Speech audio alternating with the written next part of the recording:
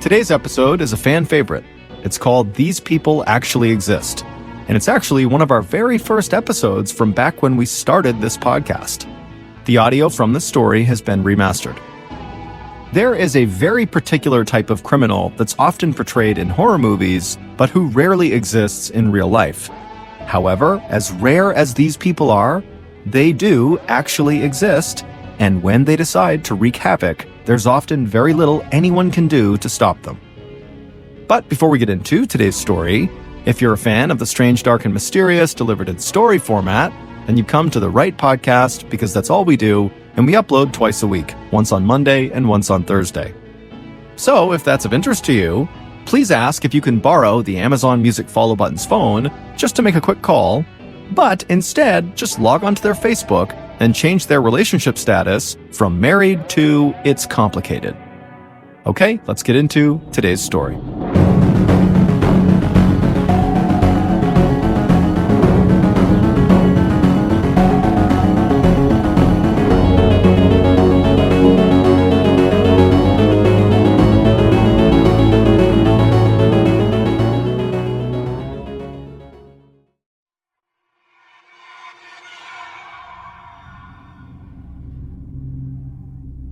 At around 9:30 p.m. on Christmas Eve 1992, 18-year-old Danita Gillette finished up her shift at Rally's, a fast food hamburger restaurant in her hometown of Dayton, Ohio. She hung up her apron, she said goodbye to her coworkers, and then she stepped outside into the freezing 19-degree night air. Danita had not driven a car to work that day, so she pulled her plaid flannel jacket tightly around her to keep warm, and then she began to briskly walk in the direction of her mother's house, which was only a couple of miles away. That night, like every other Christmas Eve night, Danita's family had all gathered up at her mother's house to celebrate. The Gillettes were one of those big families that were very close and who always looked out for each other. When Danita had gotten pregnant when she was only 15 years old, she had told her parents and 7 siblings, all of whom were older than her, that she'd likely have to drop out of school and get a full-time job to provide for this child. But her family's reaction was, nonsense. We'll help you raise this baby so you can stay in school and get a good job and still have a great life. And sure enough, from the moment Danita gave birth to her daughter, her entire family stepped up and made themselves available to provide childcare anytime she needed them to. Fast forward a couple of years back to that Christmas Eve night in 1992, and since Danita had to work that shift at Rally's, her daughter, who was now 2 years old, had been spending the night with her family at her mother's house. And so as Danita walked, she suddenly had this urge to call her family and just check in to make sure her daughter was okay, and also just to give them a heads up that she would be there in the next 30 minutes or so. So at around 10 p.m., she stopped at a payphone on the side of the road that was only about a half mile from the Rally's restaurant. She fished some coins out of her pocket, she put them into the slot on the phone, and then she dialed her mother's phone number. As the phone rang, Danita likely was thinking about how much fun it was going to be to see everyone that night. She also likely was looking forward to eating some of her mother's famous chili and cornbread that she always made around this time of the year. At Danita's mother's house, her whole family was sitting around in the living room chatting and having a nice time, just waiting for Danita to arrive. At 10 p.m., when the phone rang in the house, immediately everyone in Danita's family assumed it had to be Danita calling to let them know that she was off work and that she would be home soon. So when the phone was ringing, one of Danita's siblings, Rhonda, she jumped up and she excitedly ran into the kitchen and she pulled the phone off the receiver and she said, "Hello?" expecting to hear her sister's very happy voice on the other end of the line, but instead she heard silence. Rhonda said, "Hello?" a few more times, but when she was still met with silence, she shrugged and put the receiver back into its cradle, and then she walked back into the living room and she told her family that no, it was not Danita, it must have been a wrong number. Danita's family would stay up for a little while longer waiting for Danita, but she never showed up, and they never actually spoke to her on the phone. Eventually, the family was so tired they decided to just go to bed for the night. They figured Danita must have gotten hung up at work, which was prone to happen, and so they would just have to wait until the next morning to celebrate the holidays with her. Around the time Danita stepped outside of the Rally's restaurant and began making her walk to her mother's house, Dayton, Ohio homicide detective Doyle Burke was finishing Christmas Eve dinner at his grandmother's house in the suburbs with his wife and their 2 young children. Like the Galettes, the Burkes also liked to get together with family on Christmas Eve at Grandma's.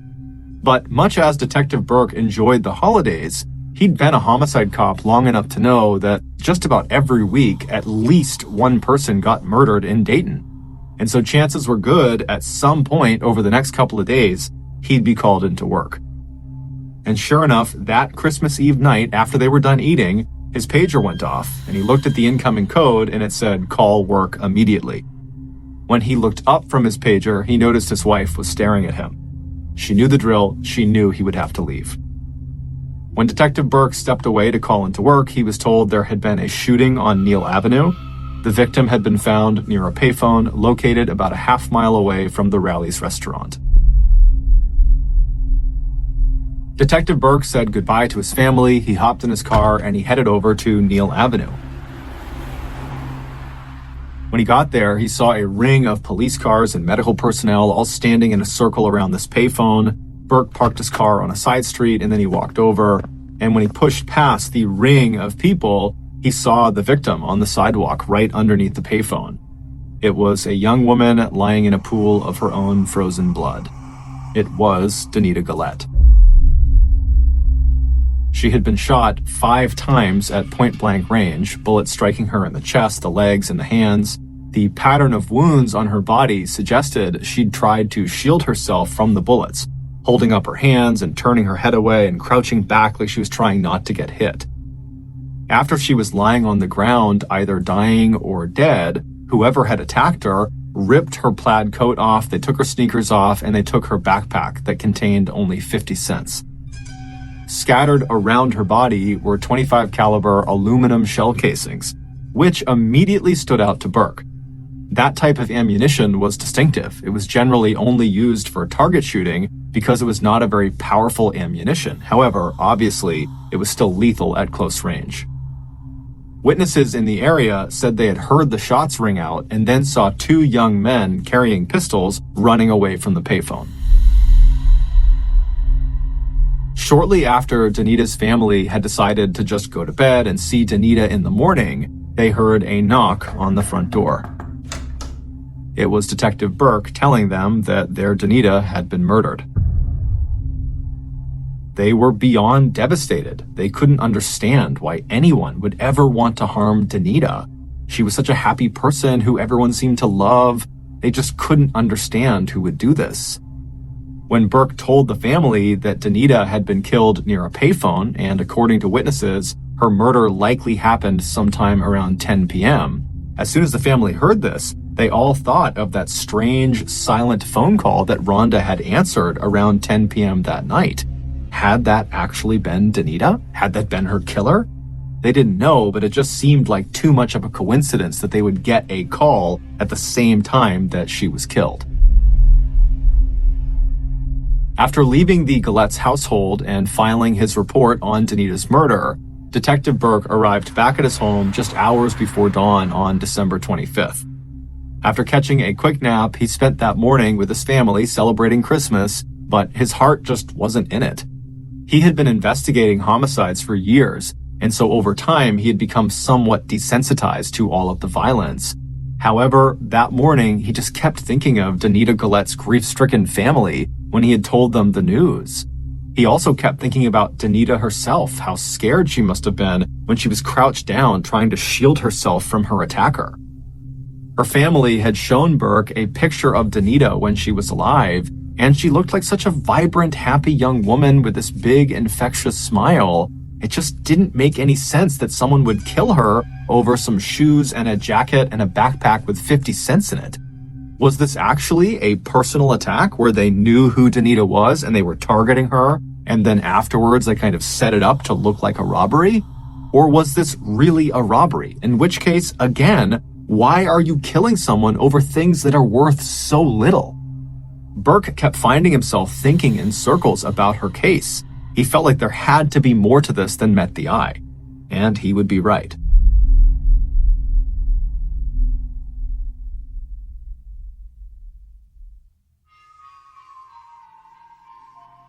That night, just before 9 p.m. on Christmas Day, Burke's pager went off again.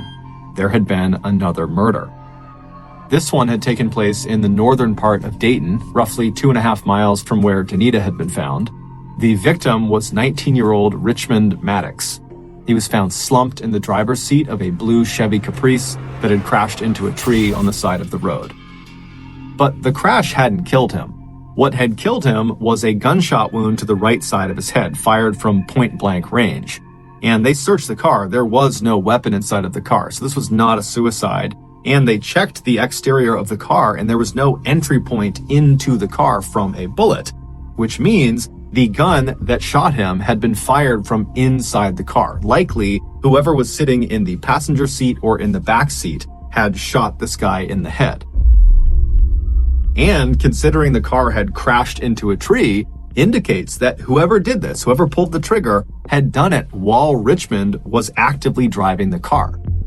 And so in Burke's mind, this indicated that the person who did this had been forced to do this, because it's extremely dangerous to shoot the driver of the vehicle when the car is still moving, because you're going to crash. And so this person who shot Richmond must have been desperate. Maybe they had been kidnapped by Richmond and they were forced to do this. Burke didn't know, but that seemed like the most logical theory. When police spoke to witnesses in the area, they told the police that they heard the crash and then they looked outside and they saw what looked like a short young woman, probably a teenager, get up from the ground near the car and then start running away with a limp. Even though no shell casings were found in or around Richmond's car that could, in theory, link his murder to Danita's murder, Burke still had a hunch that these two murders had to be connected. They had occurred less than 24 hours apart, so back to back, and the bodies were found less than a couple miles apart. And in Burke's experience working in homicide, coincidences rarely occurred. Things happen for a reason. And in Burke's mind, he's thinking, these murders are connected. I just got to figure out what the connection is.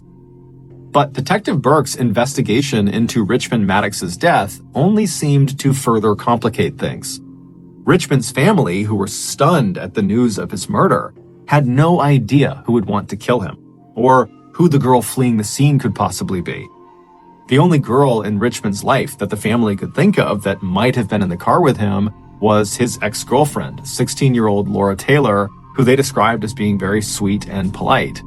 But when Burke went to Laura Taylor's house on the morning of December 26th to interview Laura, he was in for a shock. Laura had apparently not been home in several days, and her parents were very worried. Hearing that their daughter's ex-boyfriend had been killed, they feared the worst, that something terrible had also happened to Laura.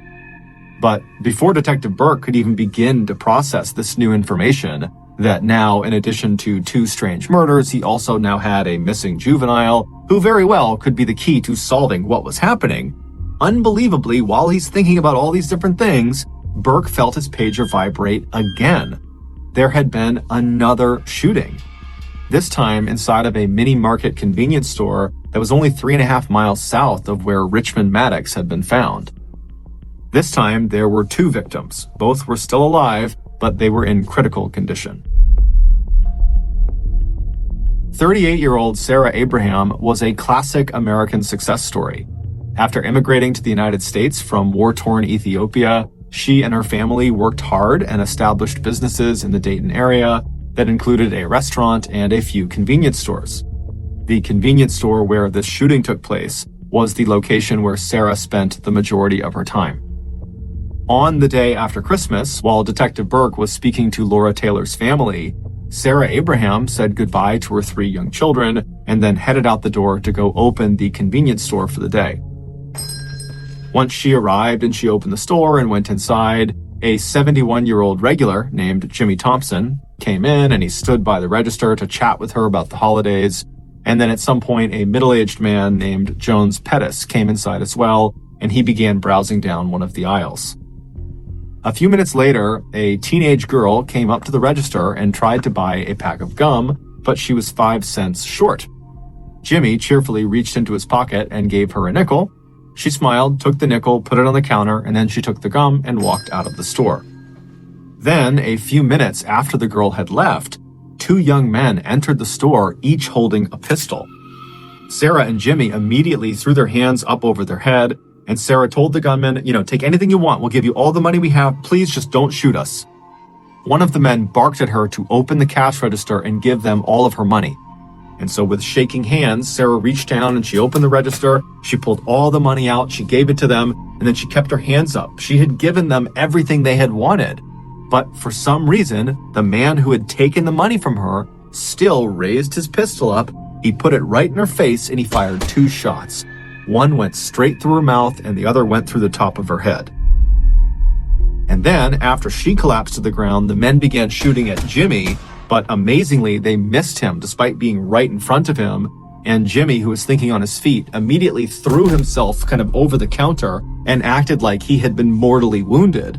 And so the gunmen, believing Jimmy was down as well, they turned around and they began walking out of the store. But as they were leaving, they noticed Jones Pettis, who was trying to hide at the end of one of the aisles. And so they just fired at him, striking him in the hand and in the stomach. Then the 2 gunmen left, they hopped in a car, and they fled. Paramedics would rush Sarah Abraham and Jones Pettis to the hospital. Jones would survive, but Sarah would die from her injuries 5 days later.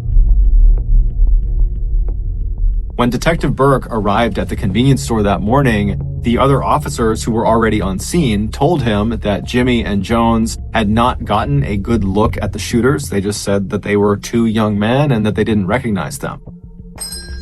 After being told this information, Burke stepped inside of the convenience store to have a look around. He was already operating on the idea that this attack had to be linked to Richmond Maddox and to Danita Gillette, because again, the proximity and time to the other murders was just too much to overlook. That couldn't be a coincidence. And sure enough, right as Burke stepped into the store, this hunch of his seemed to be confirmed, because on the blood-stained ground near the counter were several .25 caliber aluminum shell casings, the same distinctive ammunition type that was used in Danita's murder. At this point, Burke was fully convinced these murders had to be linked. But the victims didn't make sense. It would turn out none of the victims' families had ever heard of the other victims or their families. None of the victims worked together or went to school together or had any interaction at all. It just seemed like the victims were kind of random. But as Burke and his partners were discussing how these crimes could be linked, Burke got yet another call. There had just been an attempted shooting at a Dayton gas station. When Burke arrived, they found this hysterical woman named Kathy Henderson, who earlier had been putting air in the tires of her black 1989 Dodge Shadow. When 2 young men pull into the parking lot, they hop out of the car and they walk right up to her. They raise their guns at her, and then one of them says, "You're gonna die today." And then the 2 men just started shooting at her. And amazingly, she managed to not get shot and she was able to run to safety, but the 2 men stole her car. The bullet casings that were found at the scene of this crime were, unsurprisingly, the same distinctive aluminum variety. Clearly, whoever was behind all of these shootings was not showing any signs of slowing down. And so by now, the shootings in Dayton had attracted so much attention that it was not only all over the local media, but it was all over the national media. This was all anybody in the country was talking about, that there was just these rogue people running around Dayton shooting random people, and the police apparently couldn't stop them. And so panic was spreading like a wave amongst Dayton residents and surrounding areas. It didn't seem to matter who you were or what you were doing. Suddenly, everyone felt like they could be next.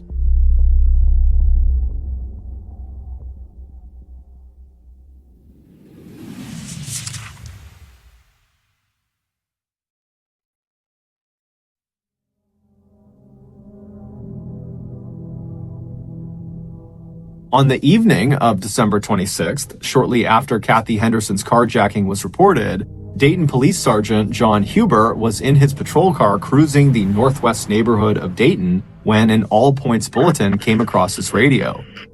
The dispatcher said to be on the lookout for the 1989 Dodge Shadow that Kathy Henderson had stolen, and that if they found it, be advised because the occupants were likely the same people perpetrating all of these shootings all over town, and so they were likely armed and dangerous.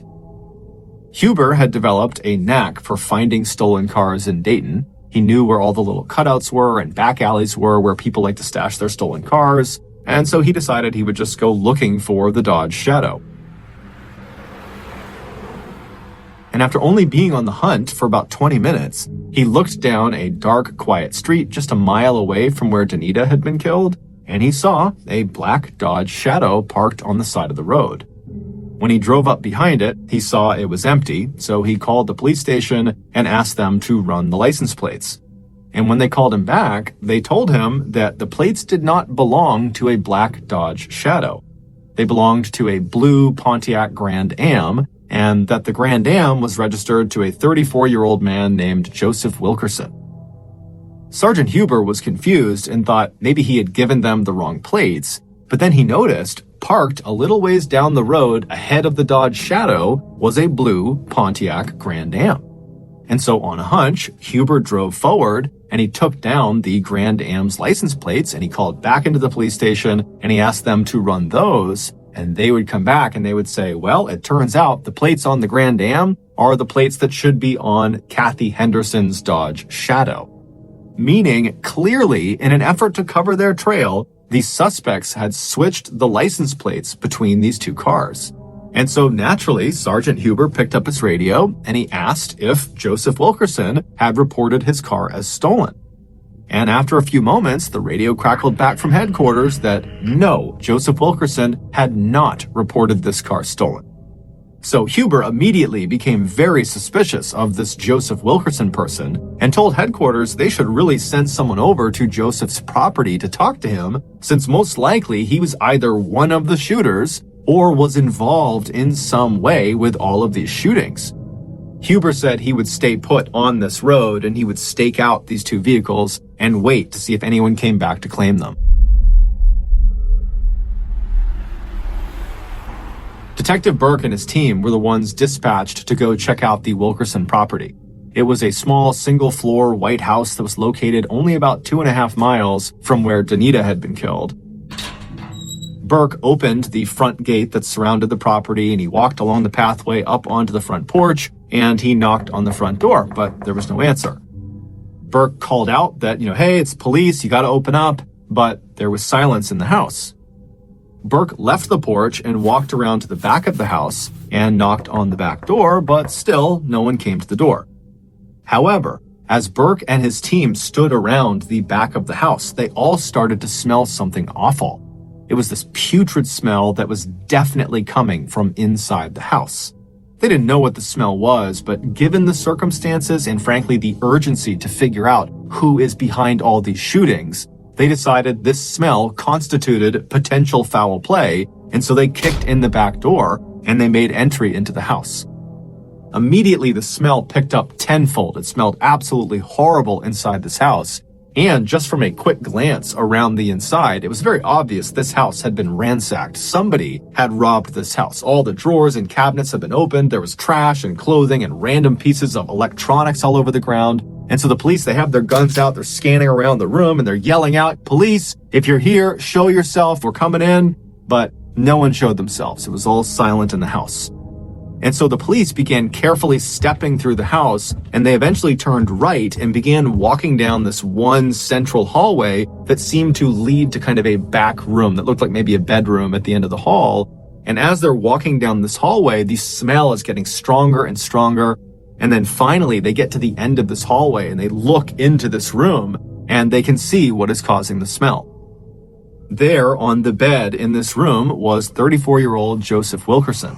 His wrists and his ankles had been tied to the 4 posters of the bed with electrical wire, kind of putting him in a spread eagle position on his back.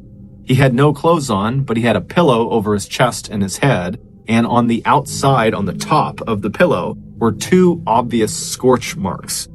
Someone had clearly pressed a gun into that pillow and then fired 2 shots through it into Joseph's chest and his head, killing him. And from the look of his body and the smell, Wilkerson had likely been dead for at least several days. Also on the ground was another aluminum shell casing, meaning almost certainly this murder was connected to all the others. But the police still had no clue who their attackers were. Who were these mysterious two young men? Who was this young girl who jumped out of that car? Was that Laura Taylor? Was that the ex-girlfriend? Was she kidnapped? They didn't know. None of it made any sense. Who were the victims? They don't know each other. Why are they being chosen? What is the connection? And so because the police were kind of at a dead end and they really didn't know where to take this case, they set up a tip line that night for people in Dayton and outside of Dayton to call in with any information about any of these shooting victims. And over the first couple of hours that this tip line was established, the callers that were calling in were providing nothing of value. But late that night on the 26th, a call came through from an 18-year-old named Nicholas Woodson. And based on the tone of his voice, it was obvious he was genuinely scared for his life. He told police that he thought he was going to be the next Dayton murder victim. When police asked him why, he said, "Because I know who the killers are. There's 4 of them, and I think they're planning to kill me next to keep me from talking to you." While the police spoke with Nicholas, Sergeant Huber was still hiding out in his patrol car, watching the Dodge Shadow and the Pontiac Grand Am from a distance. He was kind of hidden behind some trees. And at some point, he saw movement in an apartment building situated just opposite where these 2 vehicles were parked. 3 young people walked out of the building. They walked down the front steps out onto the road.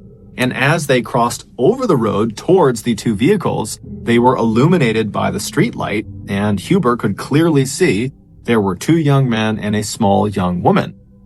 One of the men climbed into the driver's seat of the Dodge Shadow, while the other 2 climbed into the passenger and back seat of the Shadow. As the driver turned the Shadow on and pulled away from the curb, Huber radioed into headquarters that the vehicle was on the move and he needed backup right away, and then he too pulled away from the curb and began following them. After just 2 blocks, the Shadow stopped, and at that moment, Sergeant Huber sped up behind them with his lights on. And immediately, the passenger door of the Shadow flew open, and one of the 2 men took off running. But the other man and the woman stayed in the vehicle. Huber's backup had not arrived yet, so he couldn't worry about the runner. Instead, he stepped out of his car and stood behind his open car door to kind of use it as a shield, and he aimed his pistol at the driver and he yelled for them not to move. Inside the Dodge, the interior light was now on, and it showed the man was still sitting in the driver's seat, not really doing anything, and the young woman who was in the car, who was in the back seat, she was becoming hysterical, and she was screaming at the driver to shoot him now, shoot him now! But the driver didn't do anything. And then moments later, backup arrived, and they were able to pull the man and the woman out of the Dodge without a fight, and they arrested them both. They were 19-year-old Marvalis Keene, and the young woman was none other than 16-year-old Laura Taylor, the ex-girlfriend of Richmond Maddox, whose family had reported her missing. The police searched the nearby buildings for the man who had run, and they quickly found him.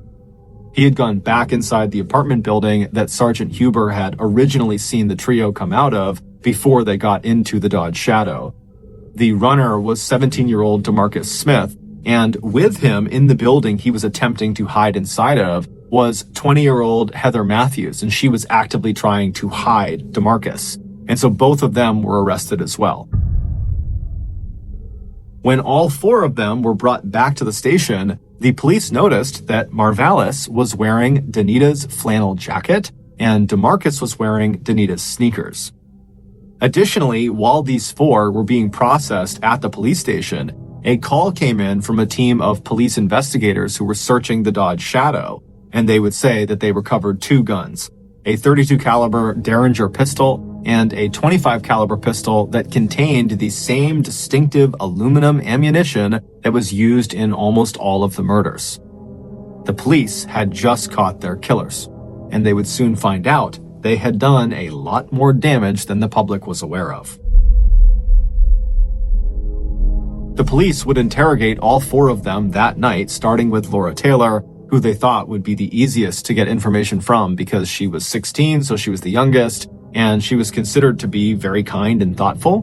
But Laura would remain silent for the entire long interrogation, and when she was asked at some point if she wanted to take a break to go use the restroom, she just stood up and urinated directly onto the floor and then sat back down again in silence. But Laura was the only one who acted tough. The other three talked, and before long, the police heard the whole awful story of what they had done.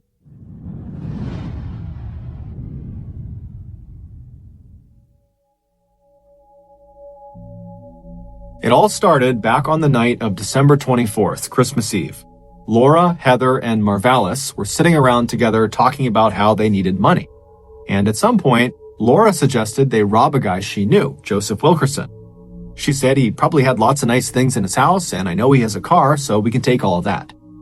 The other two liked the idea, and so Laura called Joseph and asked him if he wanted to be a part of an orgy with them.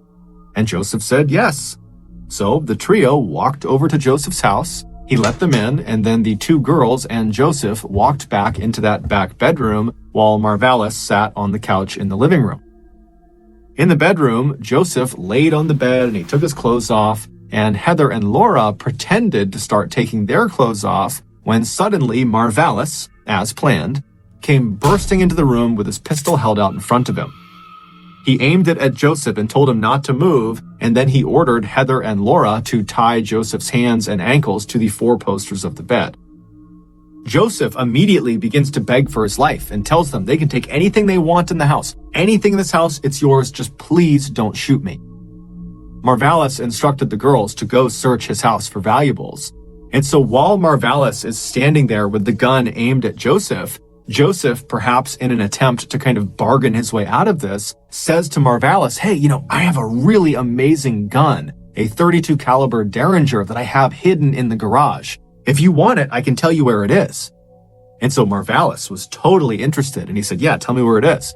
And so Joseph explained where to go in the garage, and so Marvalis left the room, he went into the garage, and he would eventually find this little gun, this .32 caliber gun. And then when Marvalis walked back into the bedroom with Joseph, he promptly walked over to Joseph, grabbed a pillow, he put it over Joseph's chest. Joseph is just looking up at him, wondering what he's doing. And then Marvalis took this new gun, this .32 caliber Derringer, and he pushed it into the pillow, so it was aiming straight down at Joseph's body. Joseph pleaded with him not to shoot him, but Marvalis pulled the trigger and he fired a shot through the pillow into Joseph's chest. Joseph began screaming, and then he made this guttural sound and his whole body began to shake. And so the other two girls, they heard the sound of the shot, so they came running back into the bedroom. And when they saw what was happening, they just stood there.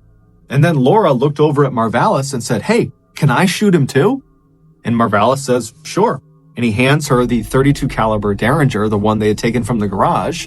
And Laura takes the gun. She walks over to the still shaking Wilkerson. She repositions the pillow on his face. She pushes the Derringer into the pillow, aiming right at Joseph's face. And then she pulls the trigger. But it doesn't fire.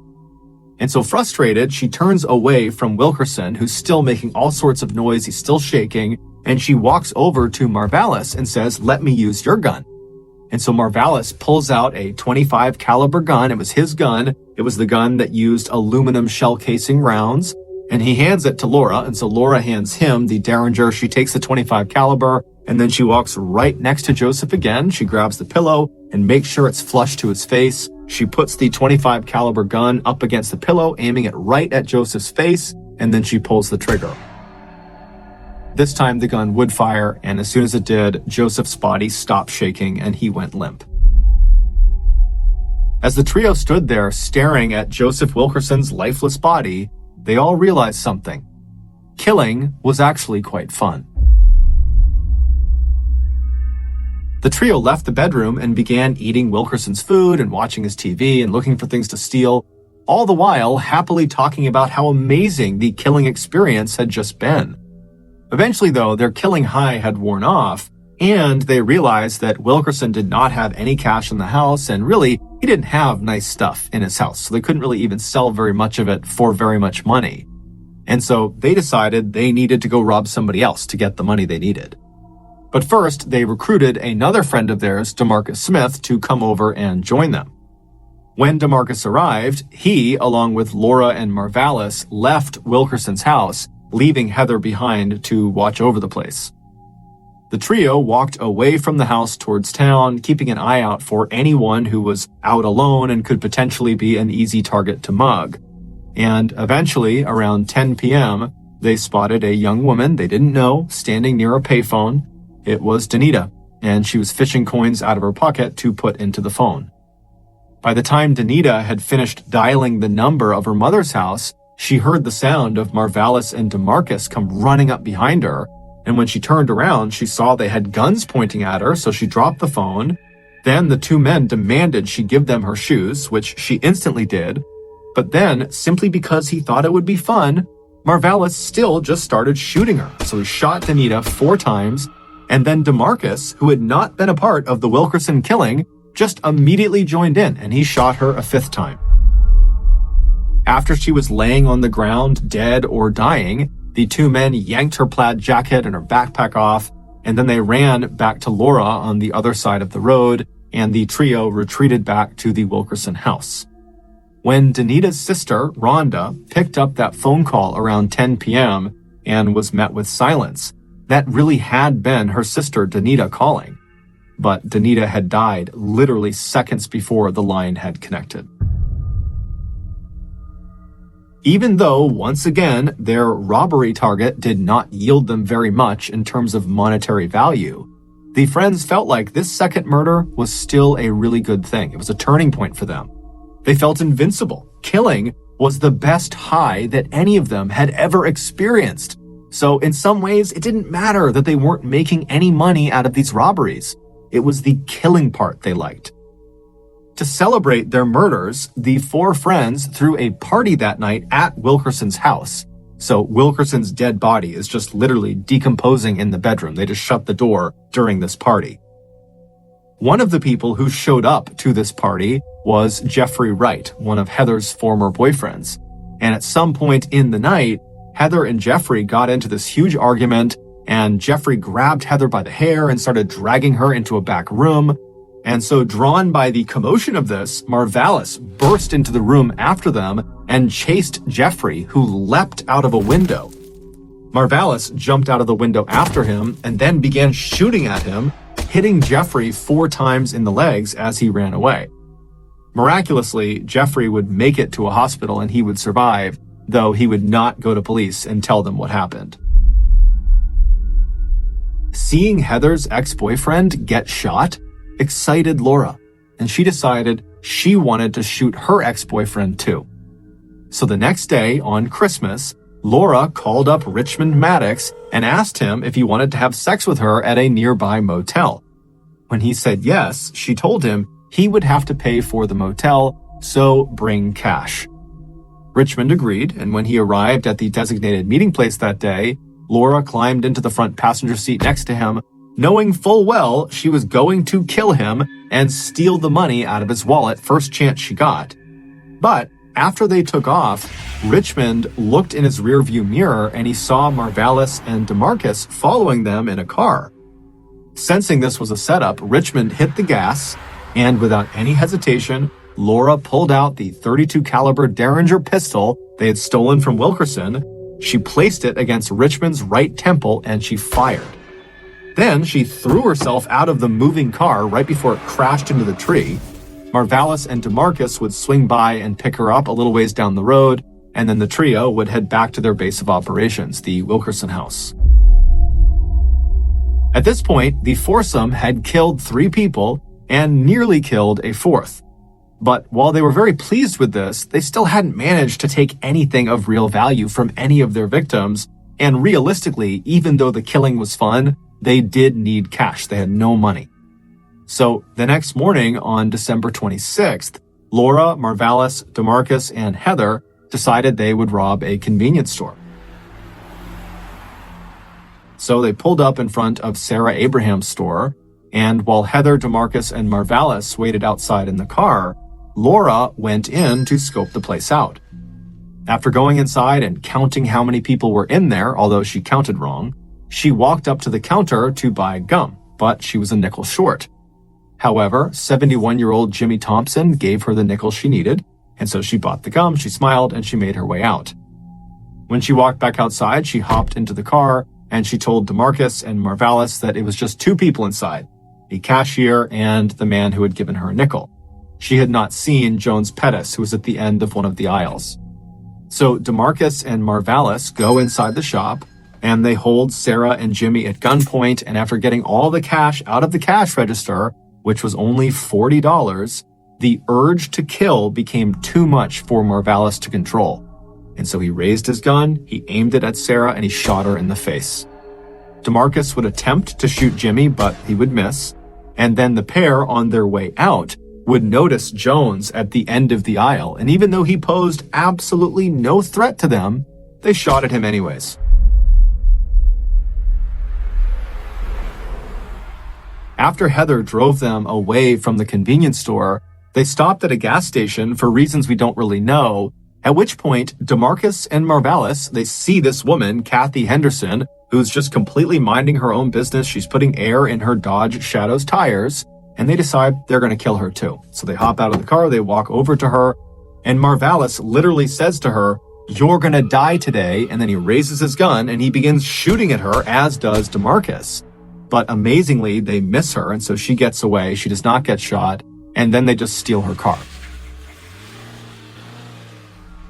Even though by now, the foursome had left behind an astounding amount of evidence that 100% was going to get them caught eventually. Despite that, their only fear at this time was that two of their friends, 18-year-old Marvin Washington and 16-year-old Wendy Cottrill, might snitch and turn them in. Marvin and Wendy had been present at that big party at the Wilkerson's house and had overheard the foursome talking about the murders. And the foursome knew they had overheard. But strangely, Wendy and Marvin were not the only people at that party who had overheard them. 18-year-old Nicholas Woodson was also at this party, and he overheard, and they knew he overheard. But for some reason, the foursome had identified Marvin and Wendy as the most likely to snitch. And so Marvalis confronted the pair about this, and he told them they would have to come along for the next murder to prove their loyalty and trustworthiness. And Wendy and Marvin agreed. And so that night, on December 26th, Marvalis and DeMarcus drove Marvin and Wendy out to the edge of town to this gravel pit. And when they got there and parked the car, Wendy and Marvin realized they were the next murder victims. They pleaded with Marvalis to let them go, that they wouldn't say anything, they promised, but he wasn't having it.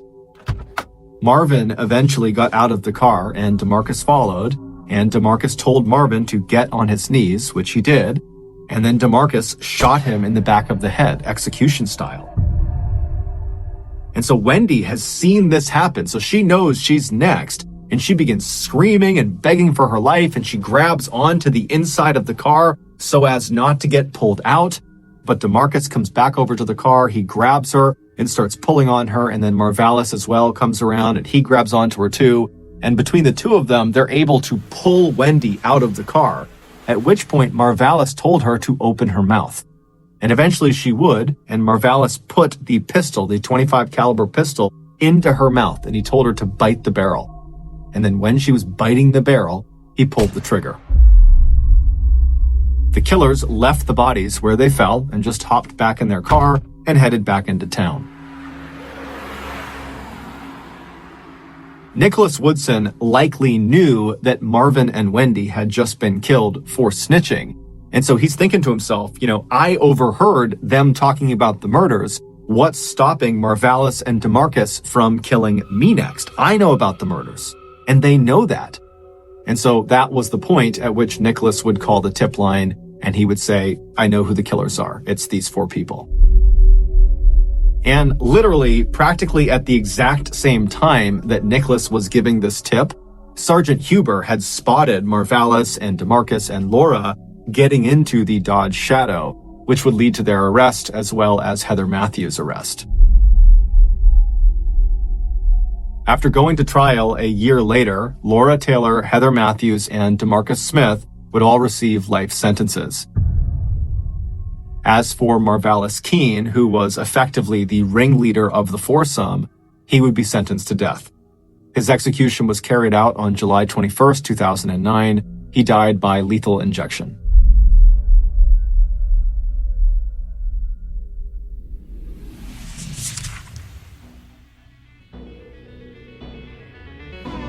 Thank you for listening to the Mr. Ballen podcast. If you enjoyed today's story and you're looking for more bone-chilling content, be sure to check out the rest of our studio's podcasts: Mr. Ballen's Medical Mysteries, Bedtime Stories, and Runful. Just search for Ballen Studios wherever you get your podcasts. If you want to watch hundreds more stories just like the one you heard today, head to our YouTube channel, which is just called Mr. Ballen. So that's going to do it. I really appreciate your support. Until next time, see ya.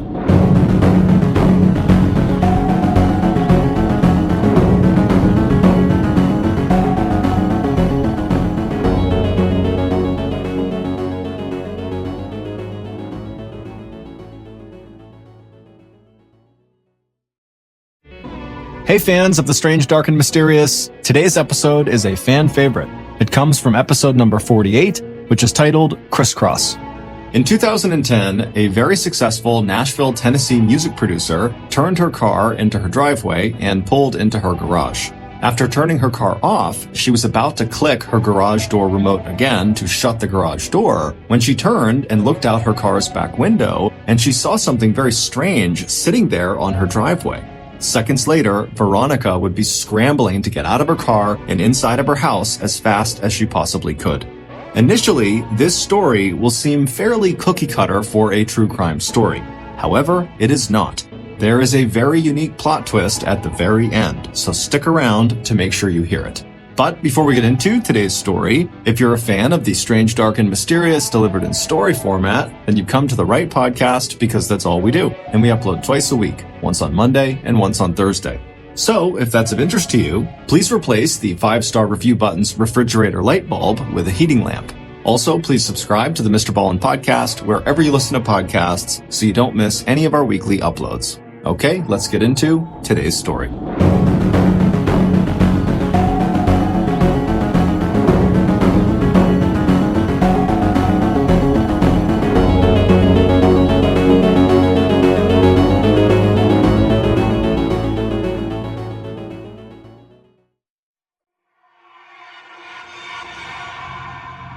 Veronica Boza looked out the window of the music studio and then down at her iPhone. As she tapped the icon that would show her the weather forecast, the 39-year-old Nashville, Tennessee music producer hoped that tomorrow would be as clear and warm as today had been.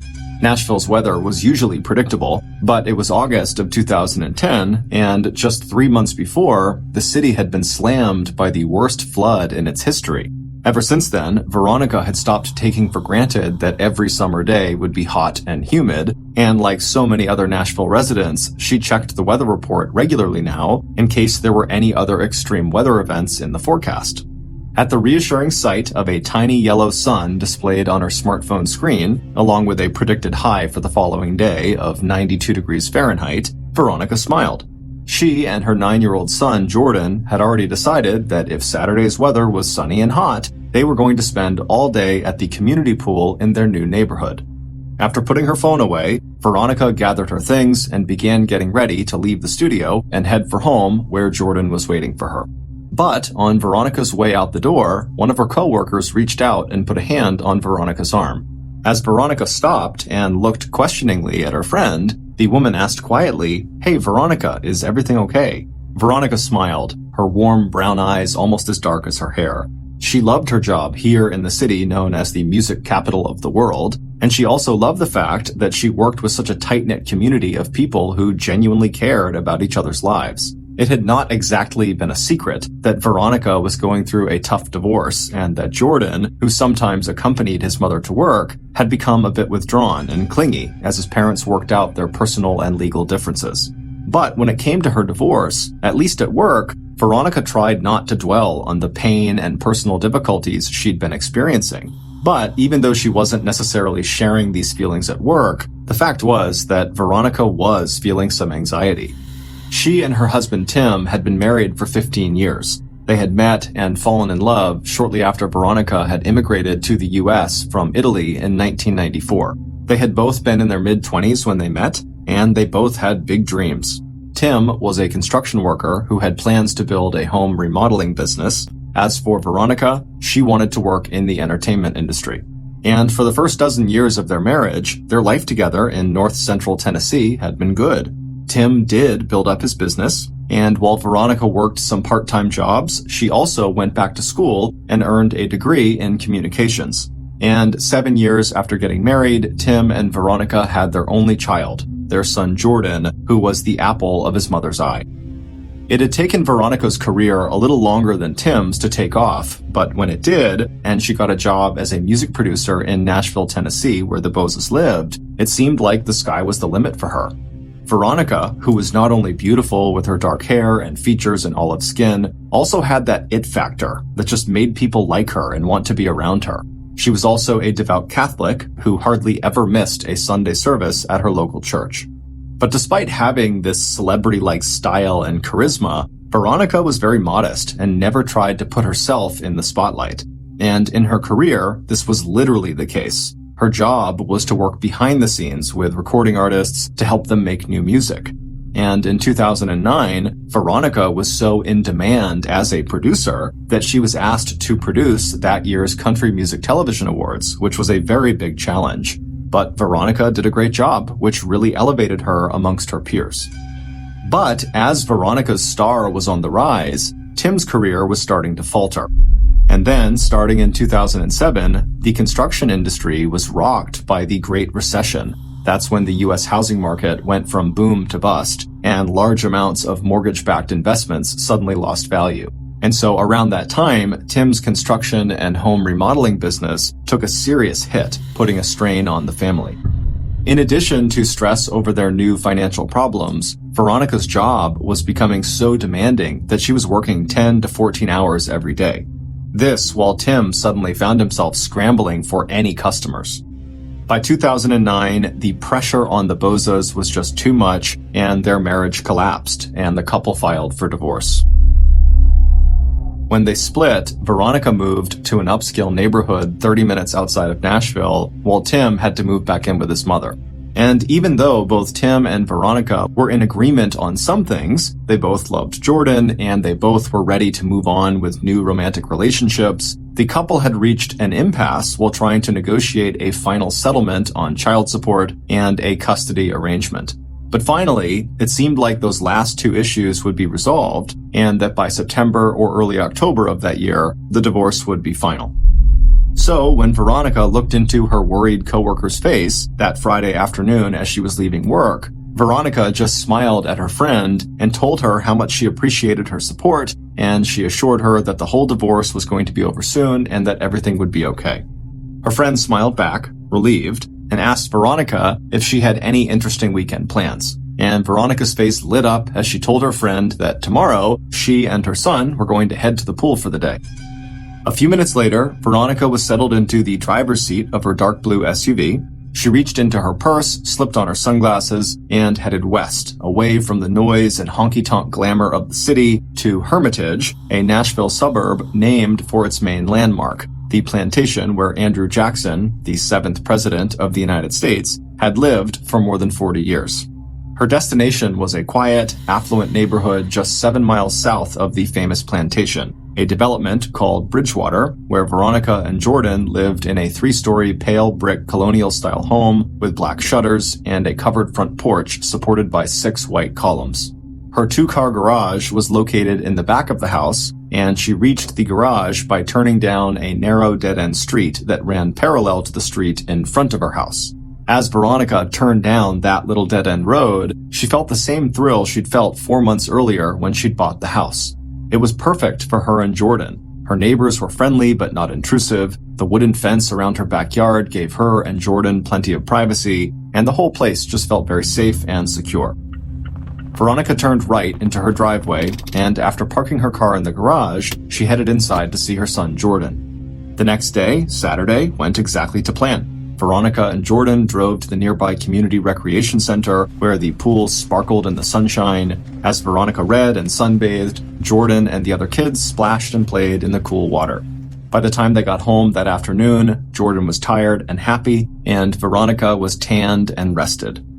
The next morning, Sunday, August 29th, Veronica bustled around the kitchen making breakfast for both of them. When they were finished eating, Veronica reminded her son to pack his overnight bag with anything special that he wanted to take to his dad's house. The plan that morning was that Veronica and Jordan would go to church, and then afterward, they would meet Jordan's father, Tim, in the parking lot, and he would take Jordan for the next couple of days. By 10 a.m., Veronica and Jordan were climbing into Veronica's car, and a minute later, they were on the road for the 20-minute drive to St. Edward's Church. On the drive, Veronica did her best to hide the stress she was already feeling about seeing Tim. She tried to think instead about her own plans for the afternoon. She and her new boyfriend, Brian, were going to visit Fall Creek Falls, a beautiful state park 2 hours southeast of Bridgewater. Veronica pictured the mountains and waterfalls, and by the time the church came into view, Veronica could feel herself relax, just a little. After parking the car, she and Jordan headed inside to their usual pew, where Veronica started glancing through the church bulletin and greeting other parishioners. After the service was over, Veronica and Jordan said their goodbyes to Father Breen. The elderly priest nodded encouragingly at Veronica. He knew that Tim and Veronica used the church parking lot as a place to exchange custody of Jordan, and he could feel Veronica tense as she stepped outside the church and spotted Tim's car in the lot. Although Tim and Veronica had initially agreed to a 50-50 custody arrangement, Jordan was actually spending substantially more time with his mother than with his father. While Veronica was more than okay with this, she did want her child support payments to Tim to be reduced, so they reflected the actual amount of time that Jordan was spending with his dad. But hopefully, their lawyers could work something out, and soon, because Veronica really, really wanted this marriage to be over. Taking a deep breath, Veronica slipped her hand into Jordan's, and the two of them walked away from the church down the sidewalk to the parking lot. A few minutes later, she and Jordan had reached Tim, and after exchanging only a few curt words with her estranged husband, Veronica gave Jordan a big hug and told him to have a great time with his dad and with his grandmother. Then Veronica turned around and headed back toward her car. As she walked, she looked up and saw Father Breen still standing in the doorway of the church. She waved and smiled at him, and he did the same back. When Veronica reached her car, she climbed inside, turned it on, and then began the 20-minute drive back home. She already missed her son, but she'd be seeing him in a few days. And in the meantime, she did get to have some alone time with Brian. Veronica and Brian were both music and TV producers, and when they'd met about 6 months earlier, the chemistry between them had been instant. And over the last several months, their feelings for each other had only deepened and grown stronger. As Veronica pulled into the Bridgewater neighborhood, she glanced at her watch. It was just after noon. She and Brian had already spoke on the phone earlier that day, and the plan was for him to meet her at her house around this time so they could head out to Falls Creek Falls. Veronica turned down the narrow dead-end street behind her house and then into her driveway. She opened her garage door, she drove inside, and was about to push the garage door remote again to close the garage door behind her when she paused. She had noticed something in her rearview mirror as soon as she pulled into the garage, and so to get a better look, she turned around in her seat and looked out her car's back window. And sure enough, there, outside, on her driveway, was something totally unusual that should not have been there. About 20 minutes later, at 12:30 p.m., the 911 dispatcher at the Metropolitan Nashville Police Department received a frantic call from a man who identified himself as Brian Robinson. He was standing inside the house belonging to his girlfriend, Veronica Boza, and Veronica was dead. No, he had not checked for a pulse. No, he had not tried to render any medical assistance. Please, he said, giving dispatch the address, just get here. By 12:50 p.m., police cars and medical personnel lined the quiet street in front of the stately pale brick colonial house with more vehicles and flashing lights parked out back in the driveway. The white pillared porch and perimeter of the house were soon cordoned off with yellow crime scene tape. Inside the house, veteran homicide detectives Johnny Crumby and Andrew Injachok stood in the spacious living room looking down at the ruined and mangled body of one of Nashville's rising stars. Veronica lay on her side on the living room floor. Spread out around her on the polished wooden floorboards was a pool of blood that had already started to darken and thicken at the edges. Veronica had been shot at close range at least 4 times. Even without an autopsy report, it was clear from the abrasions on Veronica's forearms, the open door of her car, and the spilled contents of her purse in the garage that Veronica had at first tried to outrun her attacker. But when that didn't work, she had most likely turned and stood her ground, attempting to fight her attacker off. The motive for this crime did not appear to be a robbery, since investigators quickly found money and checks in plain sight in the house, along with $300 in cash inside the kitchen pantry. But a quick check of Veronica's SUV, the garage, her purse pockets and tabletops, as well as drawers, did show that at least one important thing was missing, and that was Veronica's white iPhone. Meanwhile, the crime scene technicians had also found one important piece of physical evidence. At first glance, it had appeared to police that the killer had picked up all the shell casings from the bullets they fired into Veronica's body. But after moving aside the furniture in the living room, crime scene techs had found their first critical clue.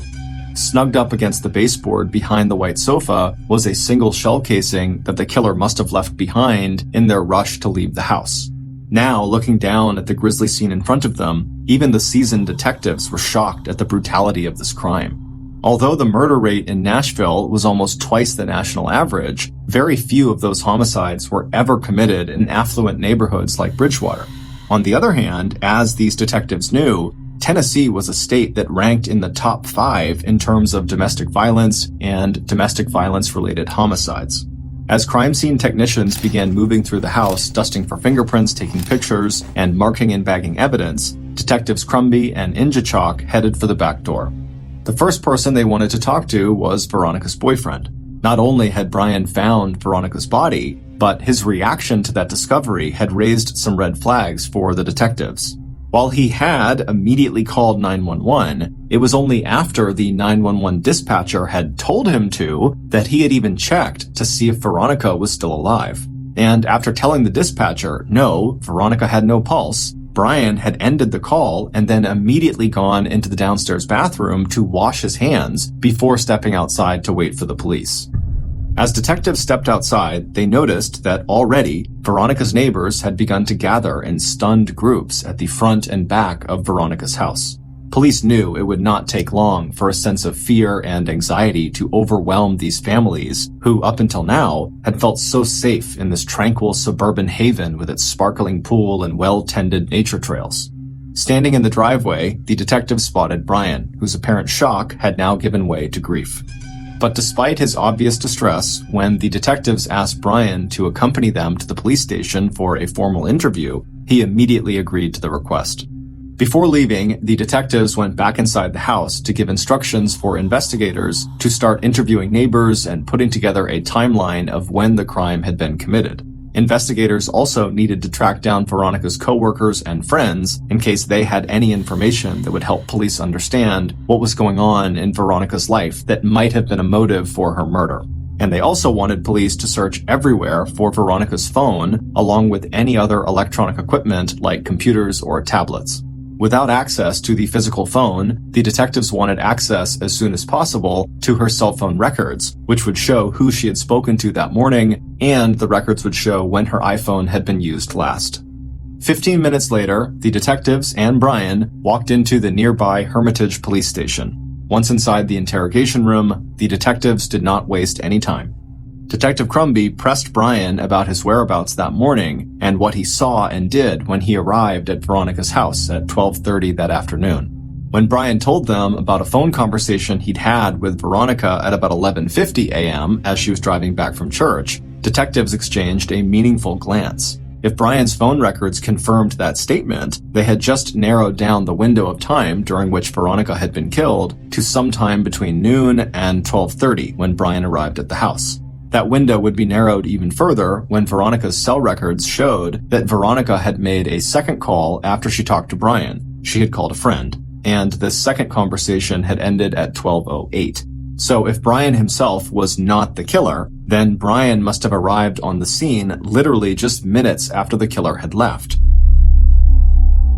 Hoping to clear his name, Brian tried to offer up any information he thought could be useful to their investigation. He said when he had arrived at Veronica's house, he immediately noticed that her garage door was open and she never left it open.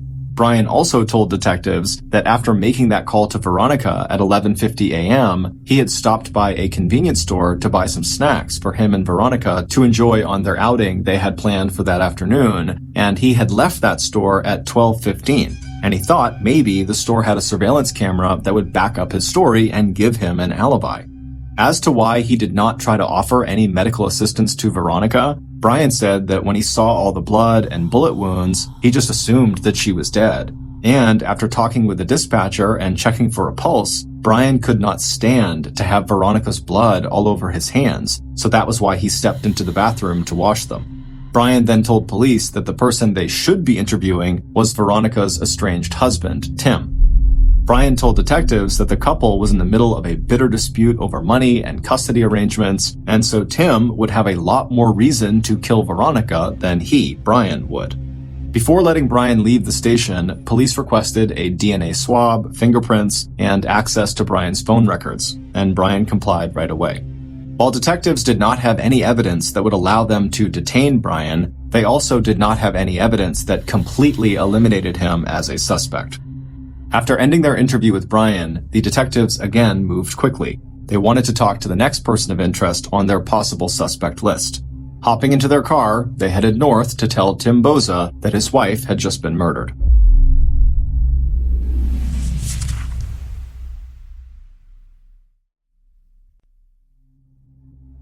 Tim answered their knock on the front door of his mother's house in Robertson County, a 35-minute drive from the church parking lot where Tim had picked up Jordan earlier that day. After hearing the news of Veronica's death, Tim seemed most upset not by the murder, but at the prospect of having to tell his 9-year-old son that his mother was now dead. After making plans to leave Jordan at his sister's house, Tim willingly accompanied the detectives to the police station for a formal interview. By 7 p.m. that night, he was sitting in a police interrogation room, answering pointed questions about his financial problems, how much money he stood to lose in the divorce, and the statements they'd heard about the couple's volatile relationship. Tim admitted that he and Veronica were not getting along, and that he was worried that Veronica was going to try to limit the time Tim could have custody of his son. Tim also told police that he had not wanted the divorce, suggesting that Veronica's long work days and high-powered job had put as much strain on the marriage as Tim's money troubles had. Tim also suggested that his wife had been unfaithful. Detectives were surprised that Tim was speaking so openly about marital problems that could be seen as motives for murder, but when pressed by Detective Crumby, who told Tim, quote, "Something about you doesn't seem right," Tim pushed right back. He understood that police were only doing their job. He was the soon-to-be ex-husband, and they had to investigate his possible involvement, but he insisted that he had had nothing to do with the murder. He also told police that he could account for all of his movements that day, starting with the time he left the church parking lot at 11:45 a.m. with Jordan. Tim told detectives that after he had arrived home, he had left his son with his mother, so Jordan's grandmother, at the house, and then Tim had gone out to a home supply store to get the materials he needed to make a plumbing repair, and then he also made a stop at a local grocery store to buy some soda for Jordan. Tim produced time-stamped receipts and suggested that the police see if either store had surveillance cameras that could confirm where he was that day. Like Veronica's boyfriend, Brian, Tim also agreed to give police a DNA swab. He allowed them to take photographs of him and said it was perfectly fine if police wanted to examine his phone and confirm the list of calls Tim had made that day. That night, while waiting for the autopsy report and the crime lab's report on evidence collected at the crime scene, Detectives Crumby and Injachok started poring over the cell phone records they had obtained from the phones belonging to Tim, Brian, and Veronica.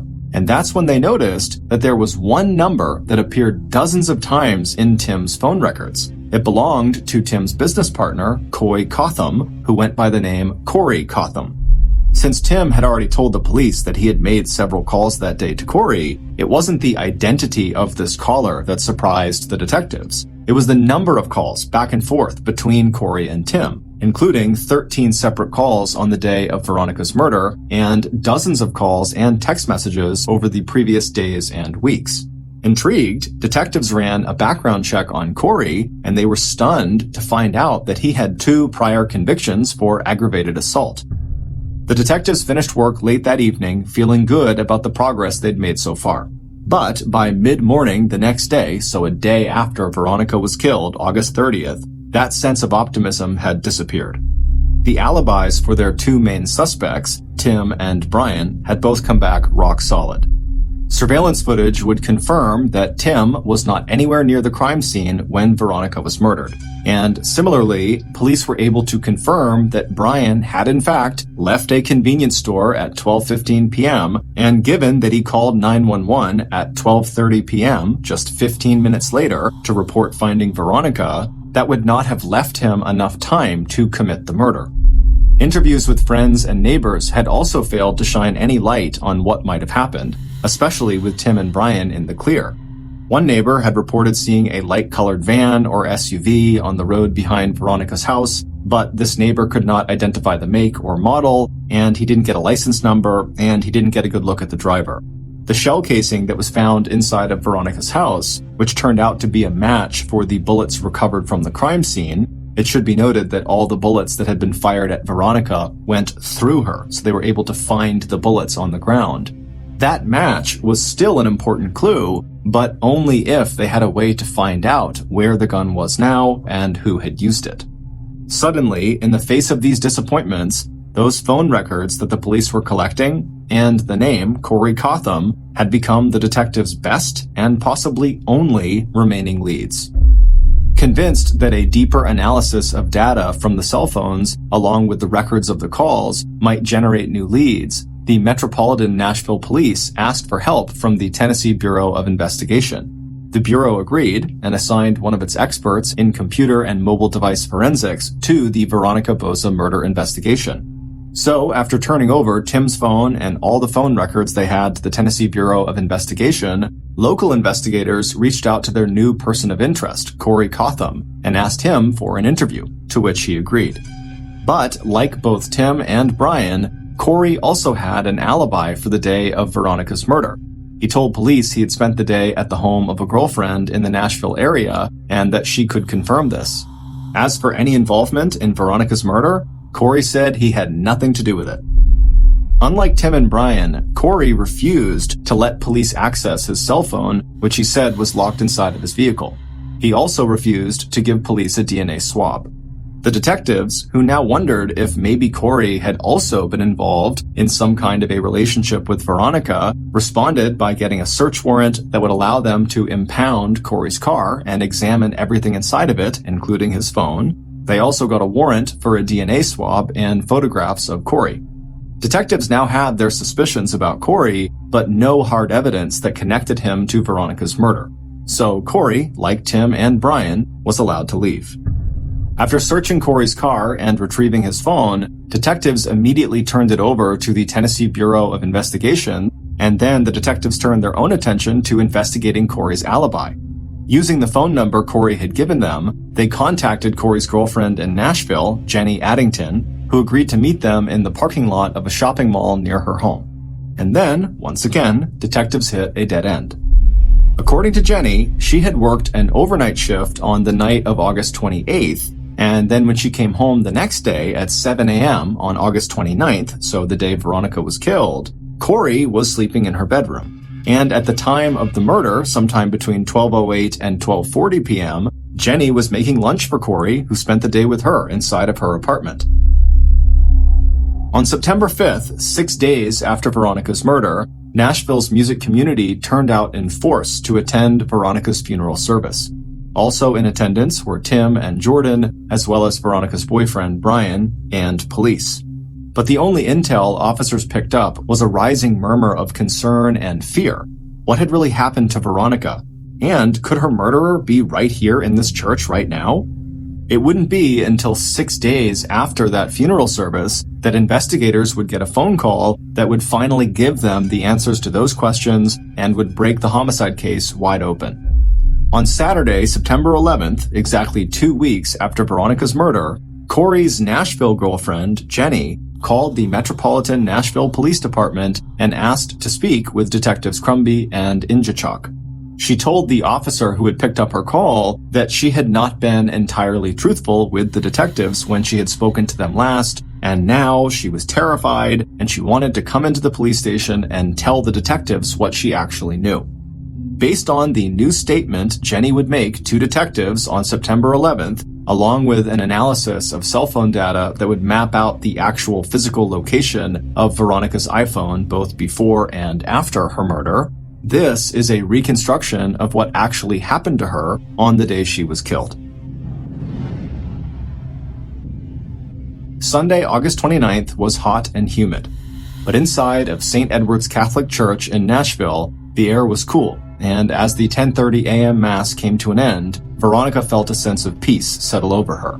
She sat quietly for a moment with her son Jordan, exchanging goodbyes with other parishioners and waiting for the pews to clear before she and her son also slipped out into the center aisle and began making their way to the big doors at the back of the church. As Veronica and Jordan passed by Father Breen on their way outside, Veronica stopped for a second to shake hands with the priest. She had been so grateful over the past year for his support and encouragement. Now, as she glanced toward the parking lot where she knew Tim would be waiting, Father Breen smiled and gave her hand an encouraging squeeze. Veronica smiled back and thanked him again for his prayers and blessings before stepping from the dim interior of the church into the sun and heat.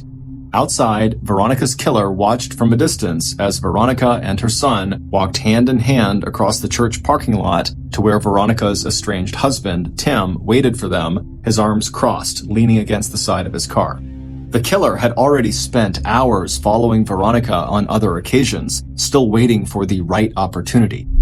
But this morning's setup looked promising. The child would be out of the picture, and as Veronica turned away from Jordan and Tim to walk over to her own car, she looked relaxed and didn't even seem to notice her surroundings or her killer. And that was unusual because Veronica's killer was such a big guy, he was 6'5" tall and nearly 300 pounds, that people did tend to notice him wherever he went, and usually he welcomed the attention, just not now. The killer smiled, satisfied with how things were going so far, and watched as Veronica pulled her phone out of her purse and started tapping her screen as she walked the final distance across the lot to her car. A few moments later, Veronica disappeared into her SUV and started up the engine. As she maneuvered her car out of the parking lot and out onto the expressway that was the fastest route from the church to her home, where she and her boyfriend Brian would soon meet, Veronica did not notice the light-colored large SUV that had slid into the lane several cars behind her. The killer knew where Veronica was headed next, and so he quickly passed her vehicle and rushed all the way to the turnoff into her neighborhood, the Bridgewater development, before Veronica got there. By now, the killer had spent enough time spying on Veronica that he knew she liked to park inside of her garage, and then she would enter her house through the door in the garage that connected to the kitchen of the house. The killer also knew that Veronica always immediately closed the garage door behind her after she pulled her car inside. So he pulled into a nearby alley and waited, knowing that he would have to move very quickly once she arrived and pulled her car down the driveway into the garage so that he did not get blocked out by the closing garage door. And sure enough, as soon as Veronica arrived at the development and pulled into her driveway, her killer was on the move. As the garage door slowly opened, he pulled his van right into the driveway behind her. He caught a quick glimpse of Veronica's face in her rearview mirror, and he saw her eyes widen in sudden alarm. Then he was out of his car, gloves on, hat pulled down low, and a tactical sleeve covering most of his face. As the man calmly walked with great long strides into her garage, Veronica scrambled out of her car, dropping her purse and all of its contents onto the floor. Then she stood up and ran to the door that connected the garage to her house, and she opened it up. But before she could get through that door and lock it behind her, her attacker had lunged and caught her by the wrist. Adrenaline now flooding through Veronica's body, she twisted violently out of his grasp and then flung herself forward, falling first into the kitchen, and then after getting back onto her feet, she lunged even farther into the house, into the living room. As she did this, she and her attacker, who was still right behind her, smashed into tables and chairs and paintings and knocked things off counters and tabletops in the wall, until finally, in the living room, Veronica's killer grabbed hold of her arm again, and he spun Veronica around to face him while he simultaneously raised his pistol and began firing. At least 4 shots were fired from the killer's high-point semi-automatic weapon. One of the bullets hit Veronica's right shoulder and arm, breaking bones before exiting her body. A second bullet entered above and behind her left ear and then exited on the other side of her head between her right ear and forehead. Another bullet that had entered her left ear ricocheted inside of her skull and then exited just above her right eye. The killer, seeing Veronica now bleeding out on the polished wood floor of her living room, knew without a doubt that the 2 shots he had fired into her head were lethal. Pausing only to catch his breath, Veronica's killer quickly scooped up the spent shell casings from the floor before taking off back to the garage and grabbing Veronica's white iPhone off the garage floor before jumping into his large SUV. Later that day, the killer would call a friend and ask for instructions on how to unlock an iPhone and also how to remove the battery from an iPhone. But for now, as he was making his escape, the killer simply powered off Veronica's iPhone, put it in his pocket, and then drove as casually as he could out of the Bridgewater development and headed back to the expressway and began driving towards Nashville. Earlier that same morning, Jenny arrived home from her overnight shift, not at 7 a.m. as she had first told detectives, but at about 9:30 a.m. Her boyfriend, Corey, was not there at the time.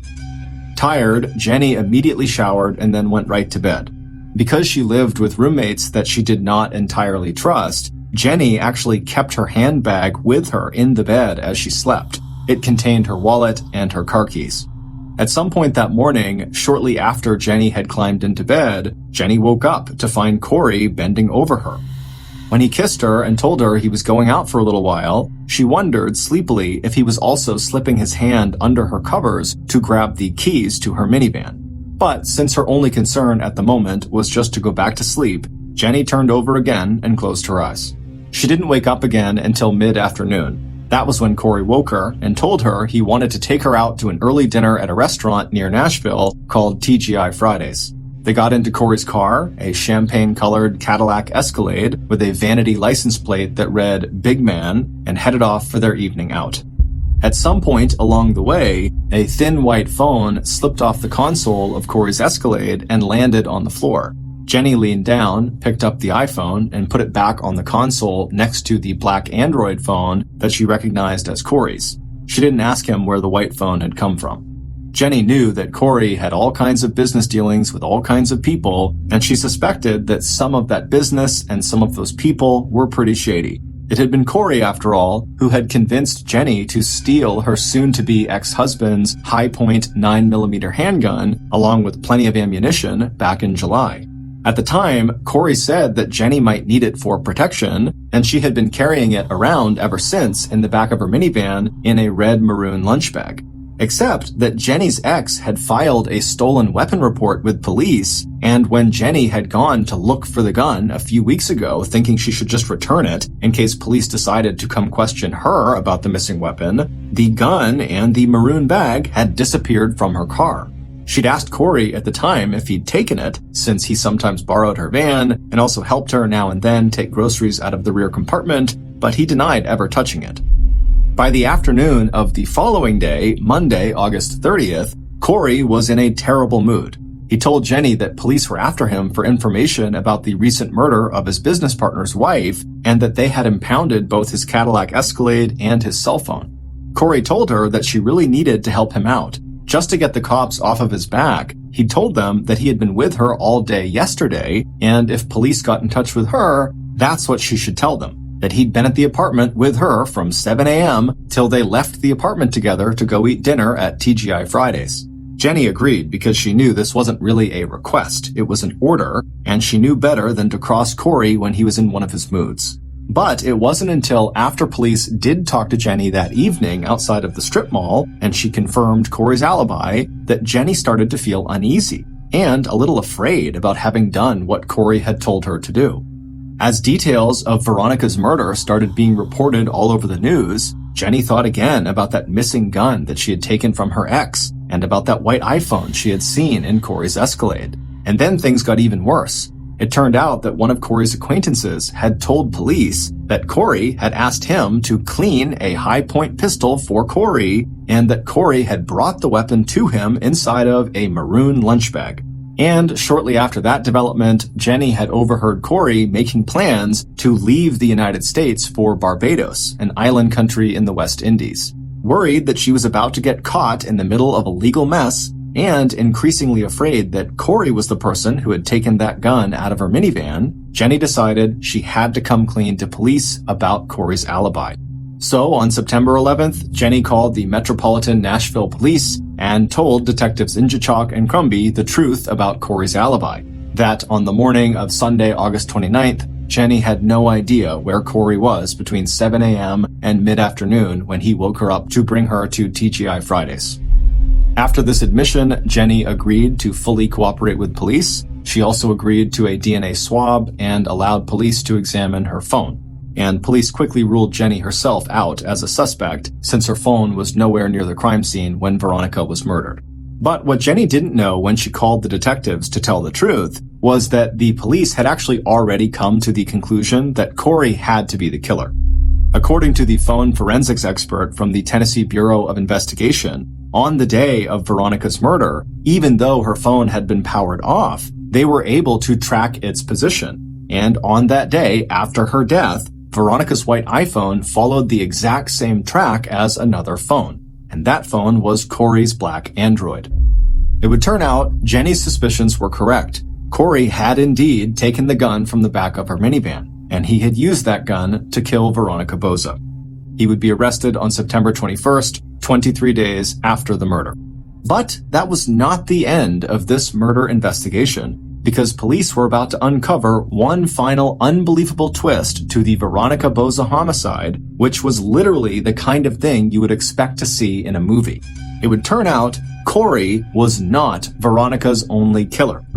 Although this other killer was far away from the Bridgewater development at the time of the crime, and he never so much as touched the weapon that was used to kill his wife, it was Tim Boza, Veronica's estranged husband, who had first planted the idea that led to Veronica's death. Back in late June, early July, bitter and broke over a divorce that looked like it would end with him getting less time than he wanted with his son and less money than he wanted from Victoria, Tim and his business partner and best friend, Corey Cotham, who was also broke and also facing relationship issues, started talking about a crisscross murder scheme, just like the one that Hollywood actors Danny DeVito and Billy Crystal played out in the 1987 comedy thriller Throw Mama from the Train, where Billy Crystal's character agrees to murder the mother of Danny DeVito's character, and Danny DeVito's character agrees to murder the wife of Billy Crystal's character. But unlike in the movie, where neither the overbearing mother or the deceitful wife is actually killed, Corey and Tim decided they should do this and actually follow through.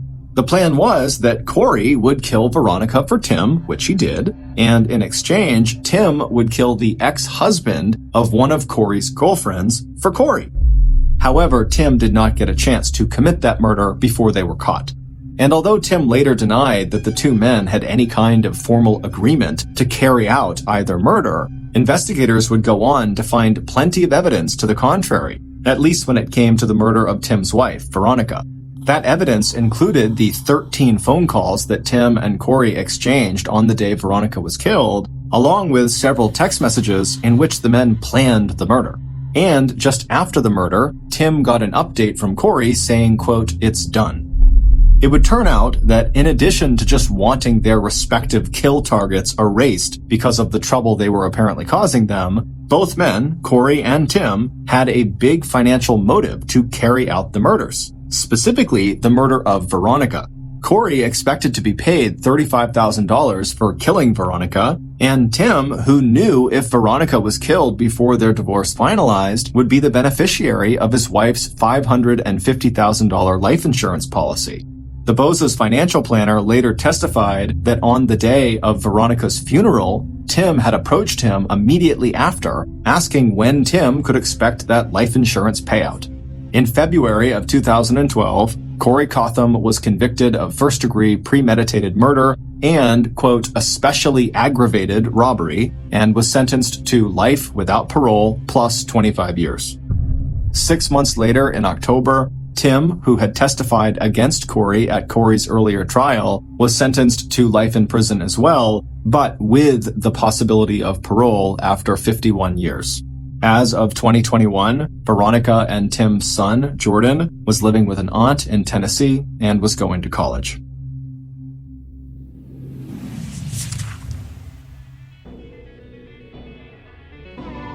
Thank you for listening to the Mr. Ballen podcast. If you got something out of this episode and you haven't done this already, please replace the 5-star review button's refrigerator light bulb with a heating lamp. This podcast airs every Monday and Thursday morning, but in the meantime, you can always watch one of the hundreds of stories we have posted on our YouTube channel, which is just called Mr. Ballen.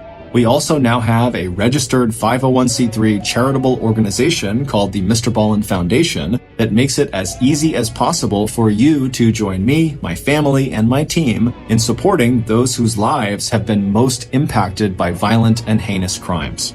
Monthly donors to the Mr. Ballen Foundation Honor Them Society will receive free gifts and exclusive invites to special live events. But the real reward is helping to create a new ending to the story for victims of violent crime. Go to mrballen.foundation and click Get Involved to join the Honor Them Society today. If you want to get in touch with me, please follow me on any major social media platform and then send me a direct message. My username is just @Mr. Ballen, and I really do read the majority of my DMs. Lastly, we have some really cool merchandise, so head on over to shopmrballen.com to have a look.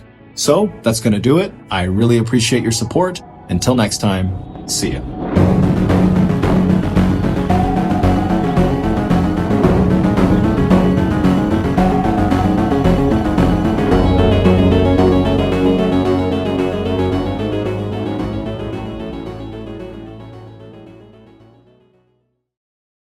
On December 13th, 2001, 35-year-old Tracy Roberts was upstairs in her house in the rural town of Early, Iowa, running a bath for her baby daughter. And as the water began to fill the tub, Tracy heard the front door open downstairs. Tracy assumed it had to be her husband getting home early from a trip, so she scooped the baby up and headed into the hall and over to the top of the stairs to call down to him and say hello. But when she got to the top of the stairs and looked down to the first floor, it was not her husband who had just come in the house. Instead, it was two people who she didn't recognize, and the moment she saw them, they looked up at her and began charging up the stairs after her. Within minutes, 2 guns would be fired, and at least 1 person would be dead. But the mystery of what actually happened that night and why would take nearly a decade to solve. But before we get into that story, if you're a fan of the strange, dark, and mysterious delivered in story format, then you've come to the right podcast because that's all we do, and we upload twice a week, once on Monday and once on Thursday. So if that's of interest to you, please invite the Amazon Music follow button over for a nice spaghetti dinner, but make them eat it with a spoon. Okay, let's get into today's story.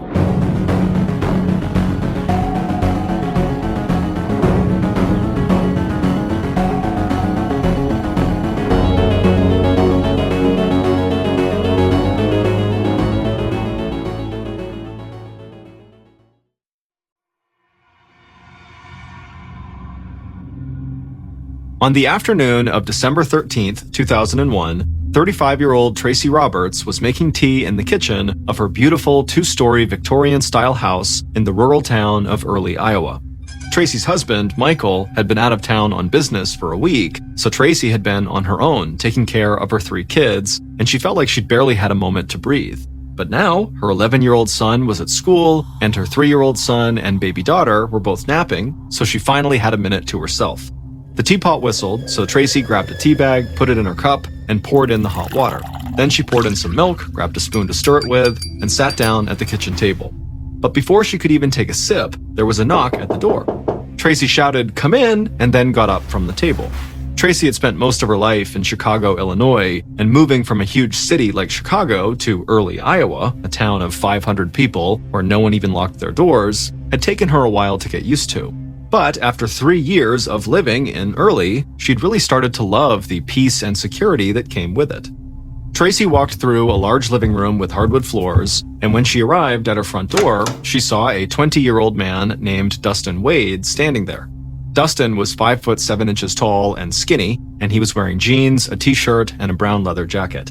Tracy said hello, and Dustin smiled. Tracy was tall with blue eyes and long brown hair, and from the moment she'd moved to Early, people in town talked about how beautiful she was. Tracy asked Dustin if everything was okay, and he said he'd come by the house because Tracy's husband, Michael, said he had some work for Dustin to do. Michael was an Australian businessman who had started his own computer security company when he moved to the US after marrying Tracy. And a year earlier, he had hired Dustin's mom to work part-time as an office manager for him. And when Michael had met Dustin, he'd taken to the shy young man almost immediately. And so Michael had started paying Dustin to do small jobs for his company, like filing and making copies. Dustin had struggled in school throughout his childhood, and even when he got older, he had trouble making friends. Doctors had diagnosed him with attention deficit disorder and said he had learning disabilities that could be the cause of his shyness. But Dustin had really started to come out of his shell when he started working for Michael and spending time with him and Tracy. Michael and Tracy had even taken Dustin paintballing with them, and it was pretty much all Dustin talked about now. Back at the front door, Tracy told Dustin that there must have been a mix-up because Michael was still out of town. And so she told Dustin to just come back the following day to see what Michael needed him to work on. Dustin thanked Tracy and then walked back outside. Tracy closed the door and then went into the kitchen and sat down to drink her tea. But just a few minutes later, there was another knock at the front door, and so Tracy figured it had to be Dustin wanting to ask her something else. And so she took a deep breath, a little annoyed she couldn't relax with her tea, and shouted, "Come in," and then headed back to the door. But it wasn't Dustin standing there this time. It was one of Tracy's friends who'd come by to drop off some Christmas cookies she'd baked for Tracy and the kids. Tracy hugged her friend and asked if she wanted to come in for a cup of tea. Since moving to Iowa, there were only a handful of people that Tracy felt like she could really talk to, and this friend was one of those people. And right now, Tracy desperately wanted to talk to this friend about what was going on in her life. Her friend said she'd love to come in for some tea, and so the two of them walked back to the kitchen. The friend sat down, and Tracy poured her a cup, and then she sat down as well. Then Tracy told her friend that she wanted to tell her a secret, something she hadn't even really told her husband. Immediately, a concerned look came across her friend's face, but Tracy didn't seem to pay attention to that. Instead, Tracy took a sip of her tea and then looked around the kitchen cautiously, like she thought someone could be listening. And then, after feeling satisfied, Tracy looked at her friend and she told her that she was scared her ex-husband might try to hurt her. Her friend's eyes went wide. She knew Tracy had been married to a doctor before she was married to Michael, but she had never heard Tracy talk much about her ex-husband. Tracy took another sip of tea, then she told her friend that her ex-husband had filed with the courts to try to get sole custody of their son, Tracy's 11-year-old. The boy was her only child with her first husband, and she said she had tried to keep things as civil as possible during the divorce for her son's sake. But now, her ex-husband was living in Virginia, and he wanted their son to leave Tracy and go live with him. As she said this, Tracy's hands began to tremble, and her spoon rattled against the side of her teacup. And then Tracy said there was no way she would ever let her son go live with his dad halfway across the country. And then, with a trembling voice, Tracy said her ex-husband was a bully, and she really worried that he might do something to try to hurt her. Tracy's friend felt so bad for Tracy, and so she got up, she walked around the table, and gave Tracy a hug. And the two women would stay in the kitchen a little longer, and they would continue to talk both about the ex-husband and just about life. But eventually, Tracy's friend had to head home, and Tracy had to check on the kids. By around 6:30 p.m. that night, Tracy had managed to push basically any thoughts about her ex-husband out of her head, and now she was focusing on the bedtime routine for her kids. And so she asked her 11-year-old to keep his little brother company while she gave the baby a bath. The two boys ran upstairs to the 11-year-old's room to watch a movie. Tracy turned off the lights downstairs to save on the electric bill, and then she carried the baby upstairs to the bathroom. Tracy started running the water, but before she was about to start giving the baby a bath, she heard the front door open downstairs, and then footsteps began to move around inside the entryway. Tracy figured Michael must have gotten home earlier than expected, so she lifted the baby up and she walked down the hall to the top of the stairs, but Michael wasn't in the entryway. Instead, two men in dark clothes were standing there looking up at her, and immediately Tracy screamed. Tracy heard the two men rush across the entryway towards the stairs, and she felt like she could barely breathe.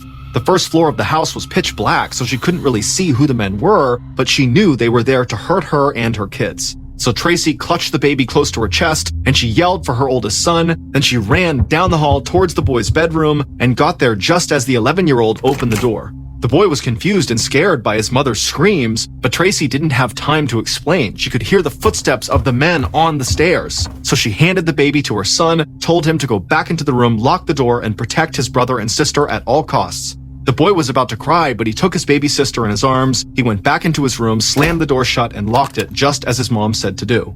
Then Tracy turned around and began walking down the hallway in the direction of the stairs where these two men were originally running up. And as she walked down the hall, suddenly she felt a pair of nylon pantyhose wrap around her throat from behind, and one of these men yanked her towards him and started strangling her. Tracy was choking and kicking and trying to get free, but the pantyhose kept getting tighter and tighter around her neck. Finally, Tracy used all of her strength to launch herself forward. She broke free from this chokehold and stumbled down the hall, and her attacker fell back and lost his footing. Then Tracy ran to her bedroom at the end of the hall near the top of the stairs, and then once she went inside, she ran to the back corner of the room next to the bed, dropped down onto her knees in front of a small gun safe she and Michael kept on the floor. In the dark, Tracy punched in the code for the safe, she opened up the door and grabbed 2 revolvers from inside. And just then, she felt one of the intruders grab her legs, and she fell flat on the floor. Tracy screamed, and without thinking, she turned and pointed one of the revolvers behind her and fired off multiple shots. The gunfire flashed in the dark and smoke began to fill the room. She heard the man who was holding her legs start to groan in pain and crumple onto the floor. And she heard the other man run out of the room, down the stairs, and out the front door. Tracy struggled to breathe and her throat felt like it was burning, but she pulled herself to her feet, and in the dark, she could make out the shadow of the man she'd just shot. He looked like he was face down on the ground. But then the man groaned and started to stand up, so Tracy screamed again and fired the other revolver. And this time the attacker fell back onto the floor, motionless. Tracy stood in the dark bedroom, wheezing and fighting back tears. Then she called out for her 11-year-old son again. Down the hall, the boy opened his bedroom door and rushed out of his room, still holding the baby and with his little brother at his side. The children came into their mother's bedroom. Tracy put down the guns, she took the baby in her arms, and they all stood there in the dark for a minute next to this guy she had just shot. Then they all went downstairs, turned on the lights, and Tracy's oldest son went to the kitchen and dialed 911. Around 7:15 p.m., a few minutes after the 911 call was placed, Deputy Daniel Brusher of the Sac County Sheriff's Office was driving in his cruiser outside of Early, Iowa, when he got an urgent call from the dispatcher. She said there'd been a shooting in Early, but the caller had been a young boy, and she couldn't get that many details. All she knew was that 2 men had attacked the boy's mother, and the mother had managed to shoot one of the attackers.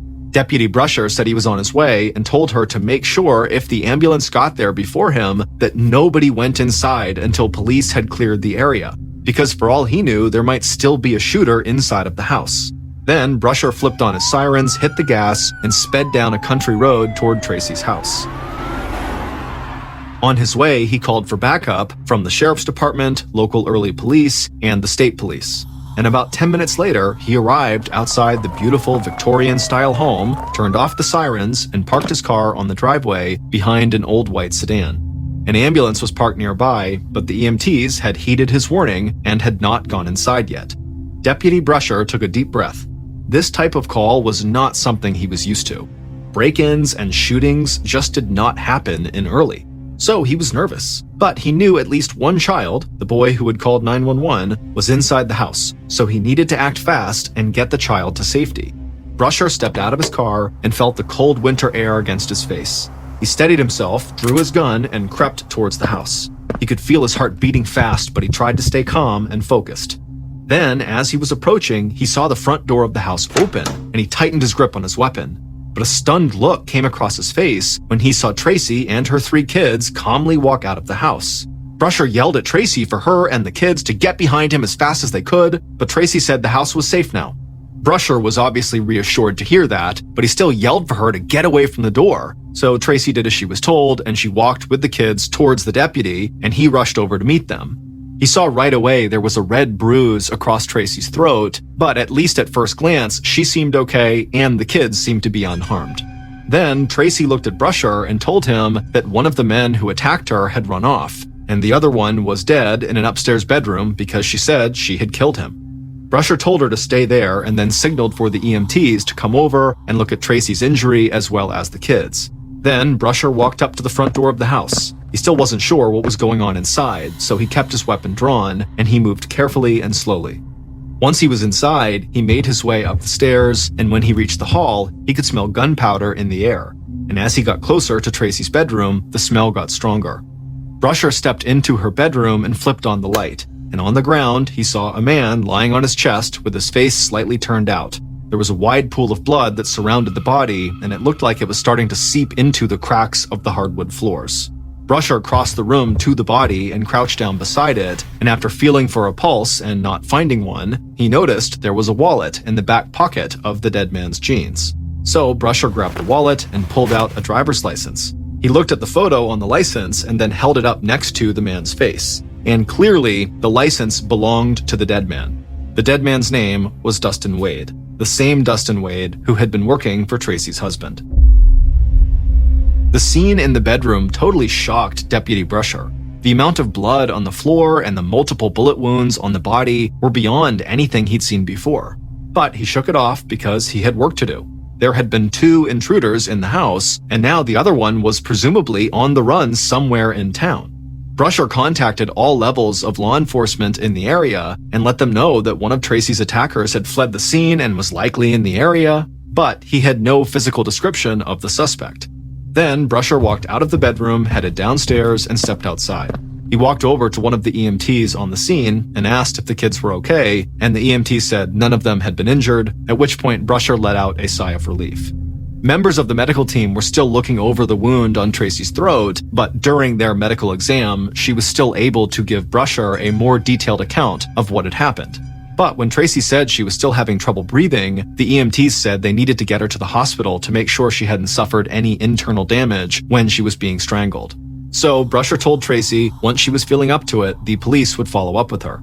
Tracy thanked him, and then she and the kids got into an ambulance and headed to the hospital. At this point, members of multiple law enforcement agencies were arriving on the scene, and forensics and ballistics headed inside and got to work assessing the evidence in the upstairs bedroom where Dustin had been shot and killed.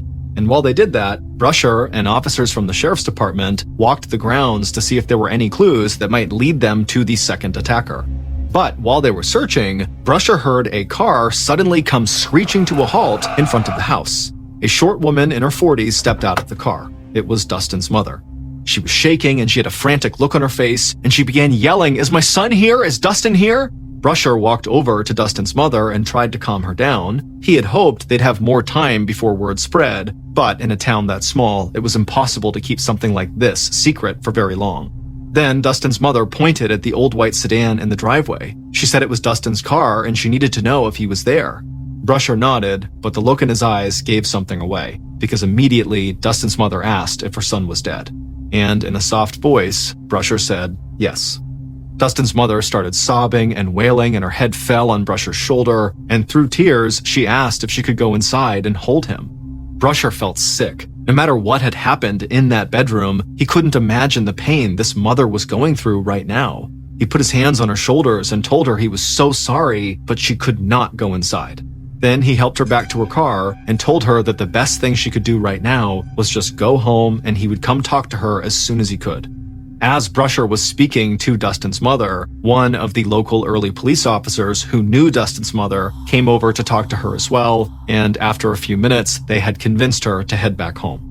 Watching the devastated mother drive off into the night made Brusher feel like he'd stepped into another world. How could something like this have happened? Why would a young man like Dustin attack a woman in her home while she was there with her 3 young kids? Brusher hoped he could find some answers in Dustin's car, so he walked over to the white sedan. The driver's side door was unlocked, and when they opened it and looked inside, Brusher saw a pink spiral notebook in the passenger seat.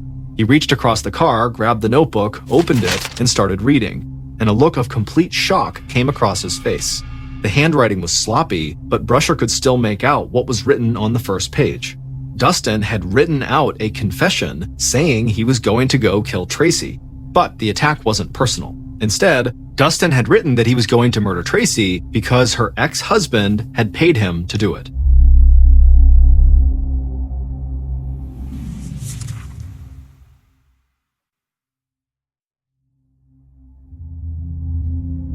In the days following the attack, Brusher and other members of the investigative team returned to Tracy's house multiple times. They still had no information on the second attacker, and so they were desperate to find any new evidence that might point them in the direction of this second person. And when Tracy came home from the hospital, she tried to give police as many details as she could about what had happened, including trying to describe this second person, but it had been dark downstairs and dark in her bedroom, and everything had happened so fast that all she could say about the second attacker was that she thought he was maybe average height and had brown hair. That description wasn't much for police to go on, so Brusher asked Tracy about her relationship with her ex-husband. And as soon as the ex-husband came up, Tracy's entire demeanor changed. She told police about their ongoing ugly custody battle, and she said when they were married, he used to get violent with her and their son. And so after interviewing Tracy, Brusher felt like that pink notebook with the confession by Dustin was the piece of evidence that could break the entire case open. Because there was direct reference to Tracy's ex-husband having set up the attempted murder, and now hearing from Tracy about this custody battle, Brusher felt like that could be the ex-husband's motive for wanting to kill Tracy. But before going after Tracy's ex-husband, who lived halfway across the country, Brusher had to make sure Dustin had really written the words in the pink notebook. So, on December 18th, 5 days after the attack on Tracy, Brusher and other members of the investigative team headed to Dustin's house. They were greeted at the door and led inside by Dustin's very upset mother. The house was cold and dark. Brusher saw Dustin's father sitting in a chair, motionless and staring at the floor, and Dustin's 2 younger sisters were sitting on the couch, and it was obvious they'd been crying. Brusher apologized for bothering the family, but he said he needed their help figuring out if a note he had found was actually in Dustin's handwriting. Dustin's mother said she could help, and so she led Brusher and the others through the first floor of the house to a door that led to the basement. Then she opened that door, flipped on the light, and they began walking down a creaking staircase. And on the walk down, Brusher was thinking he had no idea what he was about to find. He wondered if Dustin had laid out plans for the attack that they would find, or if maybe Dustin had covered his walls with photos of Tracy. But when they stepped into the basement, Brusher saw that Dustin had converted it into a bedroom that any typical 20-year-old guy might have. Stacks of video games were on the floor in front of a TV, clothes were piled up in different spots, and there were a few books and video game magazines laying next to a computer. Dustin's mother looked around the room and stopped herself from crying in front of the officers. Then she crouched down and dug through a stack of papers and found a couple of pages that were filled with writing Dustin had done in high school, and she handed it to Brusher. He thanked her and then told her some of the other officers needed to check Dustin's computer to see if they could find out anything more about this home invasion, and she said she understood. And then, with just one glance at Dustin's school papers, it was obvious to Brusher that the handwriting matched the handwriting in the pink notebook where Dustin had claimed Tracy's ex-husband had hired him to kill Tracy. So the pink notebook looked like it was going to lead right to the man behind the attack, Tracy's ex-husband, and police hoped that would then lead them to the second attacker who had gotten away. But because Tracy's ex-husband lived in Virginia, investigating him was going to take some work. So law enforcement in Iowa coordinated with local and state agencies in Virginia to conduct a thorough investigation into Tracy's ex-husband that included interviews and searches of his computer and phone data, correspondence, and financial transactions. But nothing they found showed any connection between Tracy's ex-husband and Dustin. And searches of Dustin's computer and phone records didn't reveal any connection either. So no matter how investigators looked at it, there really was no evidence other than the entry in the pink notebook that suggested Dustin and Tracy's ex-husband even knew each other. And by the time the initial investigation into Tracy's ex-husband concluded, Brusher had been on the case for over a month, and he felt like he'd already hit a dead end. Police still had no legitimate lead on the second attacker, and their hopes that Tracy's ex would prove to be the man who had arranged everything had kind of fallen apart. But despite all that, nobody, including Brusher, believed that Dustin had planned the home invasion and Tracy's attempted murder on his own. They just didn't think he had the intellect or the personality to do something like that. So they needed to find out who had gotten Dustin involved and set this attack in motion. And then, in late January of 2002, about a month after Dustin died, the investigators had a simple thought. what if they were focusing on the wrong husband? Instead of Tracy's ex, what if they needed to look more closely at the person she was currently married to, the Australian businessman Michael Roberts? Right after the attack on Tracy, her husband Michael had been considered a suspect because when something like this happens, spouses are almost always suspects. But the discovery of the pink notebook had quickly shifted the investigation's focus to Tracy's ex-husband, and so Michael had not been a priority in late December of 2001 or in January of 2002. But now, with the investigation into Tracy's ex-husband going nowhere, investigators started digging deeper into Michael's background, and they found a lot of red flags. It turned out that Michael and Tracy had met through an online dating site when Michael was still living in Australia. And just 18 days after they had met, Tracy had flown to Australia and they had gotten married. And soon after the wedding, Michael had moved to the United States to be with Tracy, and they had moved to Early, Iowa together, where Michael set up his computer security business. And it was Michael's company and financial situation that really jumped out at Brusher. Because despite Michael's claims that he was this wealthy international businessman, investigators discovered that his computer security company was actually failing and Michael was facing possible financial ruin. But it looked to police like Michael had a very morbid way out of his financial mess. If Tracy died, he would receive over $1 million from her life insurance policy. With this new information, Brusher contacted Michael and said he wanted Michael to come down to the sheriff's station and take a polygraph test, which is more commonly known as a lie detector test. Michael was not sure if he wanted to subject himself to that, but Brusher told him it would help police eliminate him as a suspect. So, on February 13th, 2002, 2 months after the attack on Tracy, Michael arrived at the sheriff's station. It was cold outside, but the second Michael stepped inside, he started sweating. Brusher met Michael, thanked him for coming, and then led him down a bright hallway into a small interrogation room where 2 men were waiting, a state police investigator and the polygraph examiner. The investigator got up and led Michael to a chair at a wooden table, and once Michael was seated, the polygraph examiner approached him and ran a Velcro strap across Michael's chest and then another one across his stomach. These were steps in setting up the polygraph test. And as he was getting set up, Michael continued to sweat profusely, but smiled politely at the examiner.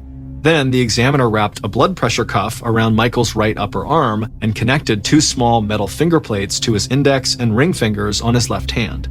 The examiner explained that all of these tools were used to monitor Michael's blood pressure, breathing, and sweat gland activity. Michael gave out a little laugh when the examiner brought up the sweat gland activity because Michael at this point was basically drenched in sweat. The examiner went to a separate table to monitor the test results on his computer, and then at this point the investigator sat down across from Michael. The investigator smiled and then in a friendly voice reminded Michael to just answer the questions truthfully to the best of his knowledge.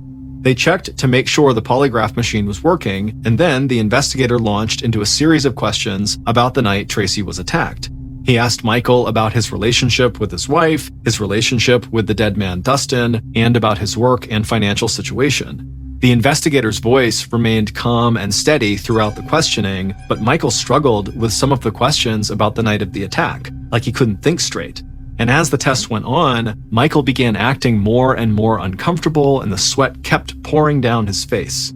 Finally, the investigator smiled again and thanked Michael for his help, and the examiner walked over to Michael and removed the straps, the blood pressure cuff, and the finger plates. Then they told Michael his test was over and he was free to go, and Brusher met him outside of the room and walked him back through the sheriff's station. And as they walked through the station, it was like all of the tension that had been building up during the polygraph suddenly spilled out. Michael, who now had an angry look on his face, said to Brusher that he couldn't believe the police were wasting their time on him, that he loved his wife, and they needed to find the second attacker before anything else happened. But after Michael had stormed out to his car, the polygraph examiner began going over the results of the test, and while the examiner knew that polygraph tests could not be considered 100% accurate, there still was a very strong indication from Michael's test that he had lied multiple times when responding to questions about the night of the attack. And so for now, police considered Michael their primary suspect for being the person behind getting Dustin to try to murder Tracy. The money Michael would receive from the life insurance policy if Tracy died was a clear motive. He had a good relationship with Dustin, and he knew enough about Tracy's custody battle to try to make it look like Tracy's ex-husband was the one behind everything. Later that day, Michael got home and he was furious that the investigation had turned its sights onto him. And Tracy was just as angry. She didn't believe Michael had anything to do with the attack, and she thought the police were desperate to make up for the fact that after 2 months they still had no leads on this second attacker. And so she told Michael that she was afraid the second attacker could show up at the house anytime to try to kill her and finish the job Dustin had failed to do. But over the next few months, the police still had not made progress in finding the second person who'd gone into Tracy's house. And while Michael remained a suspect, they hadn't found any evidence that could prove he had hired Dustin to try to kill his wife. So as the police struggled to move the investigation forward, Tracy came up with a plan to try to force them to work harder and faster to find this second attacker. She decided to take her story to the public in the hope that that would put added pressure on investigators. So in October of 2002, 10 months after the attack, Tracy and Michael appeared on The Montel Williams Show, a popular daytime TV talk show that aired all across the country. On the show, Tracy told her story about the night Dustin and this other person had broken into her house and how she had fought them off and managed to kill Dustin in self-defense while her 11-year-old boy protected his little brother and sister. And then before the interview ended, Michael spoke, and he said one of the main reasons they came on the show was because the second attacker was still out there, and that attacker posed a big threat to their family and the entire community in early Iowa. And Michael urged anyone who had any information to come forward, and he pressed the authorities to keep working to find this second attacker and bring them to justice. After appearing on this show, there was a media frenzy in early Iowa. Newspapers and TV channels all wanted to talk to Tracy and their family and hear the story again for their listeners. And this is exactly what Tracy and her family had hoped for. But it didn't actually bring investigators any closer to finding the second attacker, because no one came forward with any more information. And so really the constant media attention just started to tear both families at the center of the story apart, Tracy's family and Dustin's family. On Thanksgiving Day of 2002, almost a year after Dustin's death, his father walked through the cemetery where his son was buried. It was a cold and gray day, and Dustin's dad walked past bare trees and felt dead grass crunch beneath his feet. Then he passed a row of headstones and finally arrived at his son's grave. He sat down on the cold ground next to Dustin's headstone and he put one hand on it. Then he took a breath, reached into his pocket with the other hand, pulled out a revolver, pressed the barrel against his chest, and fired. Dustin's father died on his son's grave, and he left behind a note saying he had cried every day since his son's death. And not long after Dustin's father took his own life, people in town started to wonder if Tracy and Michael had pushed things too far by going on a national TV talk show and had driven Dustin's father to take his own life. And when the town of early Iowa started to turn against Tracy and Michael started fighting all the time. And the fighting got even worse in the summer of 2003 when it became clear that investigators had all but given up on finding the second attacker, and the case seemed like it was going to go cold. And so not long after that, Michael and Tracy got divorced, and Tracy left early Iowa with her kids, hoping she could put everything that had happened behind her. With Tracy gone, Deputy Brusher knew the case was no longer a priority, and that even if it remained open, the case files would likely just sit in a drawer somewhere collecting dust. And for years, Brusher would be right. Fast forward to the end of 2008, 7 years after Dustin's death. Detective Trent Valletta of Iowa's Division of Criminal Investigation was sitting at his desk looking at crime scene photos of Dustin Wade lying dead in Tracy's bedroom. Part of Valletta's job was to review cold cases. Cold cases are those that remain open but likely cannot move forward without the discovery of new evidence. And the cold case involving Dustin and Tracy, which hadn't progressed in years, occupied most of Valletta's time and energy. Because when he reviewed the files, there were several things he just could not shake. He didn't understand why there was absolutely no information about the supposed puppet master behind Dustin and this other phantom second attacker. or why Michael had seemingly been dropped as a suspect without any definitive proof that he really wasn't involved. And the more Valletta studied the crime scene photos, autopsy report, interviews, and the pink spiral notebook found in Dustin's car, the more he felt like evidence had been overlooked and that the case really needed to be closely re-examined.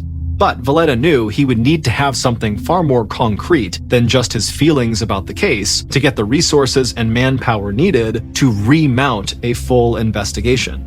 And so, in early 2009, a couple of months after Valletta had begun looking back into this case, Valletta reached out to an Iowa State Police detective who he trusted. The guy was a former Navy SEAL, an expert marksman, and was known for catching things at crime scenes that others might miss. And when this detective dug into the case files to help Valletta, something jumped out to him right away.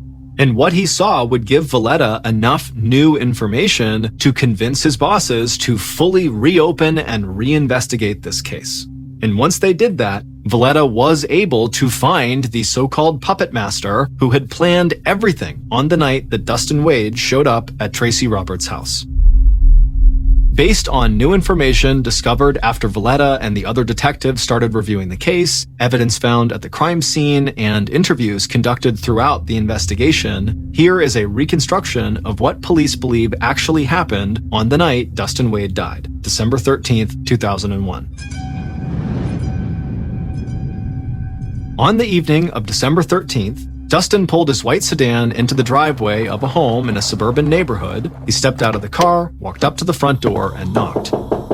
A moment later, he heard the sound of the puppet master calling for him to come inside. And so Dustin opened the door, stepped inside, and he was immediately greeted by the puppet master who was smiling at him. Before Dustin could say anything, the puppet master asked Dustin if he wouldn't mind writing a few things down for them. Dustin said no problem, and he followed the puppet master into the kitchen and sat down at the table. And as soon as he was seated, the puppet master handed him a pink notebook along with a pen and told him to write down everything they said. And so Dustin just did as he was told. He wrote down everything the puppet master said. And when Dustin was finished, he asked the puppet master if there was any other work they needed from him. And the puppet master said yes, actually there was something they wanted to show him that was in the upstairs bedroom. And so the puppet master got up and told Dustin to follow them, and Dustin did just that. Once they got upstairs, the puppet master led Dustin into a bedroom, and while Dustin was standing near the door of the bedroom, the puppet master walked around the bed and crouched down out of Dustin's view for a second. And so Dustin just stood there waiting to see whatever it was the puppet master wanted to show him. Then suddenly, the puppet master stood up, turned around, and pointed two guns directly at Dustin. And before Dustin could figure out what was happening, the puppet master fired multiple shots at him. One of the bullets hit Dustin in the stomach and he began to stumble backwards, and then when he turned to run out into the hallway, the puppet master shot him again in the arm. Dustin cried out for help, but the puppet master kept on shooting and put another round into his back, which caused Dustin to fall to the ground onto his chest. At this point, Dustin was barely breathing and a huge pool of blood was forming all around his body. The puppet master, who by this point had stopped shooting, took a few steps forward and stood directly over Dustin. They aimed one of their guns at the back of his head and fired 4 more shots, killing Dustin. Then the puppet master put the guns down, ran out of the bedroom, flew down the stairs, and rushed to the kitchen. They picked up the pink spiral notebook they had given Dustin to write in and ran to the front of the house. They threw the front door open, stepped out into the cold winter air, and walked over to the driveway where Dustin's car was parked. They opened the unlocked driver's side door, reached across, and placed the pink notebook on the seat. Then the puppet master calmly walked back inside, headed upstairs to the bedroom, and yelled for their children to get help. It would turn out there had never been a home invasion or an attack on Tracy Roberts by Dustin and some unknown second attacker. In truth, the puppet master was Tracy, and she had killed Dustin in cold blood, and almost everything she had told the police was a lie. Tracy had set up the entire thing. She knew Dustin would be easy to manipulate, and so on the promise of giving him some extra work for some money he could use to buy more video games, she had lured Dustin to her house and then tricked him into writing a fake confession in that pink notebook. Then she murdered Dustin and then wrapped pantyhose around her own neck to give herself an injury, and then she tried to frame her ex-husband for hiring Dustin to kill her so she could win the custody battle for her son. And it was the former Navy SEAL who had pointed out to Valletta that the crime scene photos didn't match with Tracy's story. She said she had been attacked in the dark and was wildly firing her gun behind her, and then also shooting at a shadow of her attacker as he tried to get up off the floor. The former Navy SEAL said that it would have been impossible for someone even with his level of expertise in firearms to create the gunshot pattern found on Dustin's body while struggling and firing blind. And he told Valletta he was certain that the multiple shots to the back of Dustin's head had been made with the light on and with the shooter standing directly over Dustin with a clear view of their target. And once Valletta had that information, he was able to convince his bosses to let him reinvestigate the case. And it turned out that when he tracked Tracy Roberts down, she was living under a new name in Ohio, she was using a British passport she'd obtained with forged documents, and she was presenting herself to some people as a London socialite, and even using a fake British accent. Once Valletta met with Tracy, her story about the home invasion unraveled quickly. Valletta discovered discrepancies in different interviews she'd given to the police, to the newspapers, and on the Montel Williams show. And eventually, her second ex-husband, Michael, admitted that he had never fully believed Tracy's version of events, and that was probably why it seemed like he was lying during his polygraph test. And with Michael and others who had been close to Tracy now helping police, they were able to get enough evidence to finally arrest Tracy for Dustin's murder. Tracy would be convicted and sentenced to life in prison.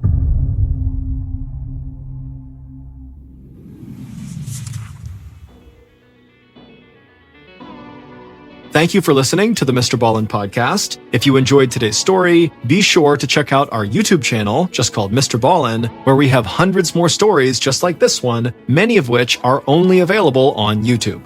So that's going to do it. I really appreciate your support. Until next time, see ya.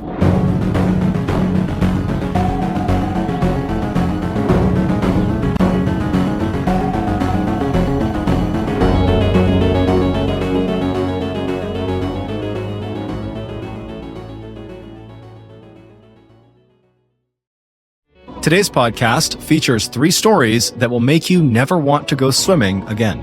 The audio from all 3 of these stories has been pulled from our main YouTube channel and has been remastered for today's episode. The links to the original YouTube videos are in the description.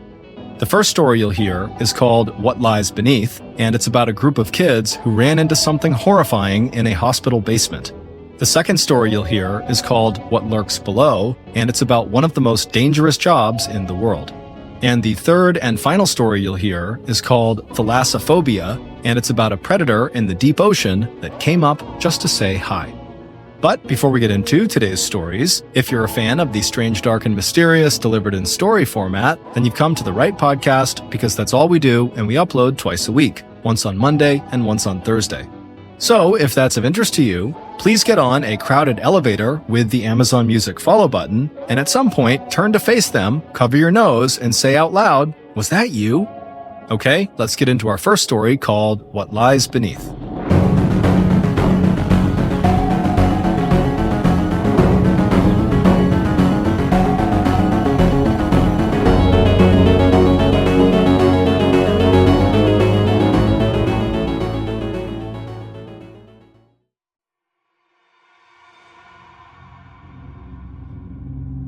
In 2013, 3 12-year-olds named Paul, Tim, and Max were living in New Orleans. And even though they were too young to remember Hurricane Katrina from 2005, the devastation it left in its wake was around them every day. Just down the street from their neighborhood was a row of houses that had all been abandoned after they were destroyed by the storm surge. And Paul, who was the ringleader of the group, would routinely drag Tim and Max into that row of houses to look for treasure, but they rarely left with anything more than some old clothes and some broken kitchenware. One day, Paul told Tim and Max that if they wanted to find some real treasure, they would have to go looking inside of the abandoned hospital. Despite it being completely boarded up, windows, doors, and a huge fence around it, Paul said he had discovered an entrance in the back of the building. Tim and Max were not nearly as excited as Paul about this idea, because all they had heard about this hospital was criminals lived inside of it, and they had also heard that the basement was completely flooded and basically the whole structure was not safe.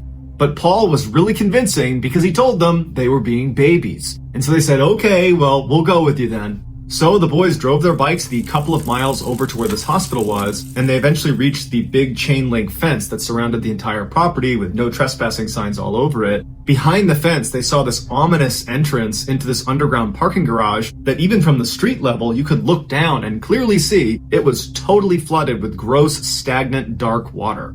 But the boys carried on, and Paul led them to a section of the chain link fence that had been cut open. So the boys parked their bikes and locked them up, and then crawled through the gap in the fence and began walking up the small parking lot that led up to the loading dock of the hospital.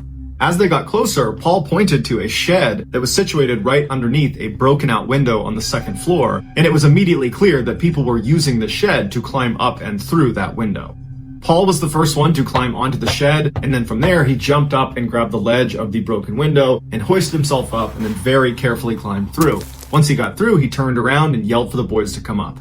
Once all three of them got inside and they began looking around, they were amazed at what they saw. There was all this medical equipment that had just been left out. Clearly there had not been an attempt at salvaging anything inside of this hospital. There were even blood samples still sitting out on tables. That day, the boys explored the entire floor they came in on, which was the second floor, and by the end of the day, they left with a couple of random medical souvenirs. Over the following few months, the boys kept coming back to the hospital and had eventually explored every room on every floor except for one, the basement. They wanted to go down there, but even Paul thought it was a bad idea because it was completely flooded with disgusting standing water, and there were no windows that went down into the basement, so it was totally pitch black. But by the end of the summer, they were getting bored with all the other floors of the hospital. They had seen everything, they had found everything, there was nothing left to explore. And so they decided, we're gonna go in the basement. So one afternoon, they put on some dirty old clothes that they didn't mind ruining, and they made their way over to the hospital. They parked their bikes, they snuck through the fence, they made their way up to the shed, they climbed up into the second floor. They walked down the second floor hallway down to the flight of stairs. They went down to the first floor where the stairs stopped. From there, they walked over to an access door that led to another flight of stairs that just went down into the basement. And so they open that door up, they step inside, and they get their flashlights out because it's pitch black inside of the stairwell, and they shine their lights down the steps. And it was a half flight of stairs that led to a dry landing, and then there was another flight of stairs from the landing going down to the basement floor, and the final steps of that second set of stairs were completely submerged.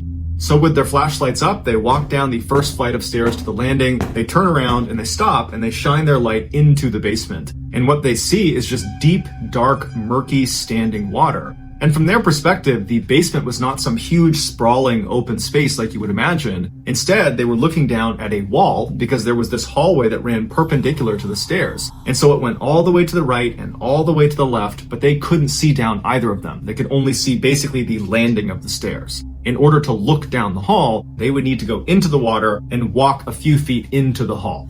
And so as the boys are just scanning their flashlights into this murky water inside of this small segment of the basement that they could see, Paul finally says, all right, you know what? Screw it, I'm going. And he slowly walks down that final flight of stairs and he takes his first step into the water. And Tim and Max, they stay up on the landing. They're going to let Paul go on his own first. Paul takes another step, and before long, he says he's reached the basement floor and he's up to his chest in this disgusting water. And so he's keeping his arms high up out of the water, he's still got his flashlight, and he wades out to the point where he can actually look down the hallway in either direction. And so he looks down one way, and then he looks down the other way, and then he turns around to face Tim and Max, who are still back up on the landing, and he says, you can't see down either hallway. There's huge filing cabinets, and there's a generator down there, and I can't see in either direction. We probably can't go very far.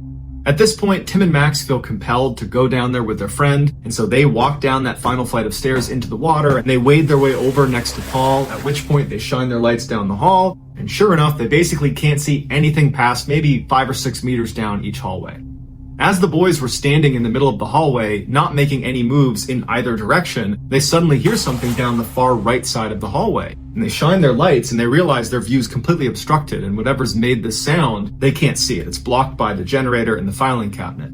And as they're shining their lights, they still can't see anything. They hear a massive splash, like someone cannonballed at the far end of the hallway. And the boys do not stick around to try to get a better angle to see it. They immediately turn around and run as fast as they can, or as fast as the water will allow them, back to the steps, back to the landing, back to the first floor, back to the second floor, down the hall, out the window, and they run all the way back to their bikes. And by the time they're back there, they're panting, they're soaking wet, they haven't spoken yet. It was like intuitive fight or flight, and they were out of there, and they're sitting there heaving, and they look at each other and they start laughing. It was like this adrenaline rush. It was crazy what they were doing. And they look back up at the hospital and they're staring at the second floor window, almost half expecting to see whoever it was that made this big splashing sound to suddenly emerge in the window, but no one ever did.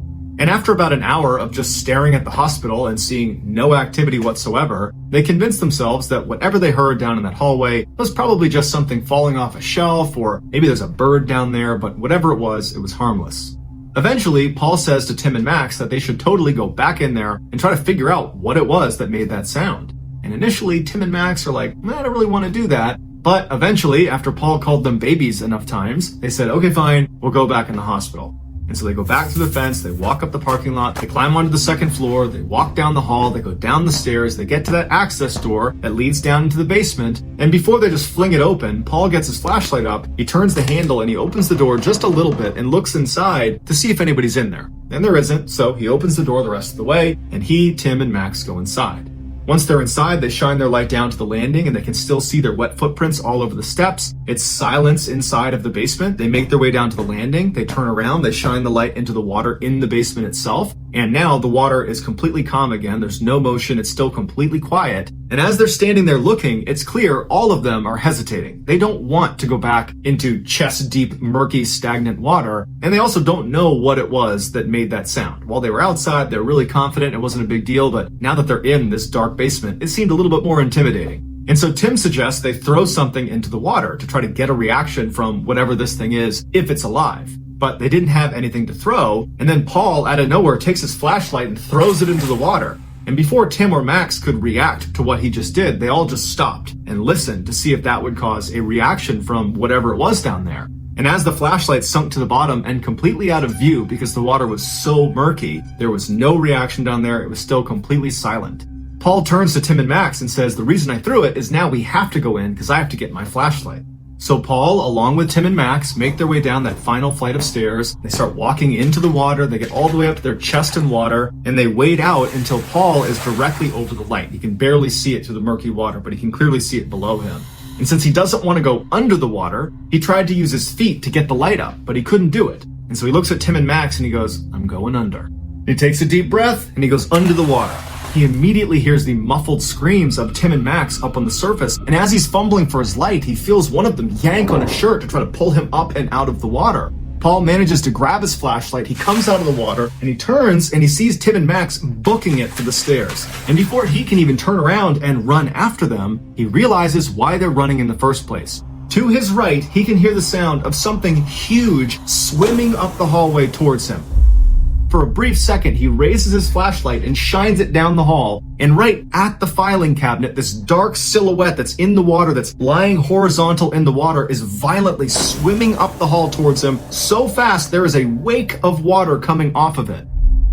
Paul turns and runs towards the stairs, or as fast as he can go. He's trying to wade through this water that's chest deep on him. He gets to the stairs, he runs up to the landing. He can see his friends are up at the door leading out of the basement stairwell, and they're yelling for him to hurry up, hurry up. They got the door open. Paul turns the corner and runs up to that door, and right as he's leaving, he can hear whatever it was that was swimming down the hall has stopped and is now on the stairs. He goes to the access door, and he and his buddies run upstairs to the second floor. They run down the hallway. They get into that room. They leap out the window, onto the shed, onto the ground, and they run all the way out to the break in the fence where they hop on their bikes and they bike away. And as they're leaving, they turn around to look, and there's no one. There's no one in the window. There's no one outside on the property. Whoever or whatever was chasing them is still in the hospital. The boys believe it was an alligator living in the basement of this hospital, but they never found out for sure. While they continued to urban explore around New Orleans, they never went back to that hospital.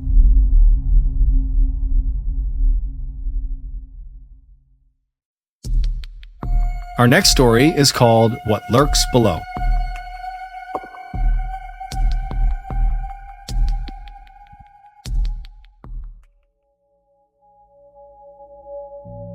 Pearly Beach is this beautiful little beach town in South Africa that's very popular amongst tourists. There's lots of snorkeling and whale watching and horseback riding on the beach. But behind this beautiful vacation town, down this bumpy access road going inland, you come to this unmarked settlement called Oluxulwane that is like the opposite of a vacation. Basically, everyone there is completely impoverished. Beyond some seasonal cleaning jobs and the occasional gardening job, there's virtually no work in that area. As a result of this crushing poverty, the men in this town have had to take on one of the most dangerous jobs in the world. It's called abalone poaching. Abalone are a very rare type of shellfish that are illegal to be captured and sold, but there's this booming illicit market for them, their primary customer being the Chinese, who view eating abalone as a status food. Abalone can only be harvested by hand, and one of the very few places you can find them is on Dyer Island, which is 3 kilometers off the coast of Pearly Beach. And so the men of Alexilwany have become the primary labor force to go collect these shellfish for this illegal trade. On a really good night, these Alexilwany poachers will come back and make the equivalent of a couple hundred US dollars. And they'll use that money to support their entire family. Mom, dad, grandparents, kids, nieces, nephews, everybody. Because nobody else can work. This is like the one thing that generates money. So you're probably wondering, what makes this particular job one of the most dangerous in the world? Well, I can tell you it has nothing to do with the actual act of removing abalones. That's pretty straightforward. It's the creature that lurks below you the whole time you're in the water pulling abalones off the reef that at any moment might come up and strike. In the early morning hours of September 3rd, 2017, a group of Alexilwany poachers met on Pearly Beach to make their way out to Dyer Island. Now, because they are so poor, they do not have the money to afford renting a boat to take them out to Dyer Island, and so they swim out to Dyer Island. It takes them about 3 hours to swim out there, and then they stay there for 3 hours, going down on a breath hold over and over again, pulling abalones off the reef, and then they swim 3 hours back. And so this particular day, the poachers are pulling up their wetsuits, getting ready for this swim, and they're chatting nervously with each other, doing their best not to talk about the one thing they were all terrified of, which is what's swimming out in that water. One of the men on the beach was a 34-year-old named Zalela, who had taken a break from abalone poaching because of how dangerous it was, but he had just found out his wife was pregnant, and so he needed the extra cash, so he was going with them. South Africa is home to the largest population of great white sharks in the world. Specifically, there is a stretch of water between Dyer Island and the shores of Pearly Beach called Shark Alley that is the highest concentration of great white sharks in the world. So every time the Alexilwany poachers swam out to Dyer Island, they had to swim over Shark Alley, and then once at the reef, removing the abalones, that's where all the sharks would hang out because they would eat the seals that were in the area. So there's sharks all around them there, and then they would swim back over Shark Alley. So all in, they would be spending 9 hours around some of the most ferocious apex predators in the world. So that morning, Zalela and the other poachers make it out past the breakers, and they head out to this stretch of kelp that covered the first third of their trip. Basically, they would stay in this big kelp field because they said the sharks didn't like to come in the kelp. But at some point, they reached the end of the last bit of kelp. And what was next was this open water swim up to Dyer Island. This would be the most dangerous part. And Zalela was the first person that was going to be entering the open water. And the way they did it is, in the open water, they would intentionally space themselves out by a couple of meters in case one of them got attacked. The others would have a chance to swim away and avoid being caught up in the feeding frenzy. So Zalela leaves the kelp field and begins swimming across the open water. And then after a little bit, the next poacher, he begins swimming, and they had this practice where they would constantly be looking around and counting all the people they were with. Because these shark attacks, when they happened, a lot of times they would get pulled under the water and you wouldn't hear it at first. If there was a head missing, you stopped and you stopped everybody else and you made sure no one was being attacked by a shark. And so as this second swimmer is swimming along, he's counting and he's got a full head count, and then he looks and Zalela's missing. And he yells for the others to stop, and as they're kind of poking their heads up to see what's going on, Zalela reemerges in the mouth of a great white shark that is violently shaking him side to side, and Zalela's screaming out, and the other poachers know they can't do anything to help him. And so they turn and they swim as fast as they can, and all they hear behind them is the sudden scream as his face would come out of the water and then go back down again, and the violent thrashing of fins as a feeding frenzy began. And so the others make it back to the kelp field, and one of them had a cell phone wrapped in rubber, so he pulls that out and he calls one of the poacher boats, because even in an emergency, they don't call the police because they can't jeopardize their livelihood. And so they call a poacher boat that comes over, scoops them up out of the water, and then the remains of Zalela that came to the surface, they were able to pull those into the boat and bring them back for a funeral. According to police reports, in the last 2 decades, 5 Alexilwany poachers have been killed by sharks. But to the Alexilwany locals, they say that count is not even close to accurate, because a lot of times when people do get attacked and killed by sharks, they don't report it to the police because they don't talk to the police. And so they think it's probably closer to 2 or 3 dozen people that have been killed by sharks. When interviewed, an Alexilwany poacher has said anytime there's a shark attack, whether it's fatal or not, they usually just take a week or 2 off and then go right back in the water. Poverty has given them no other choice.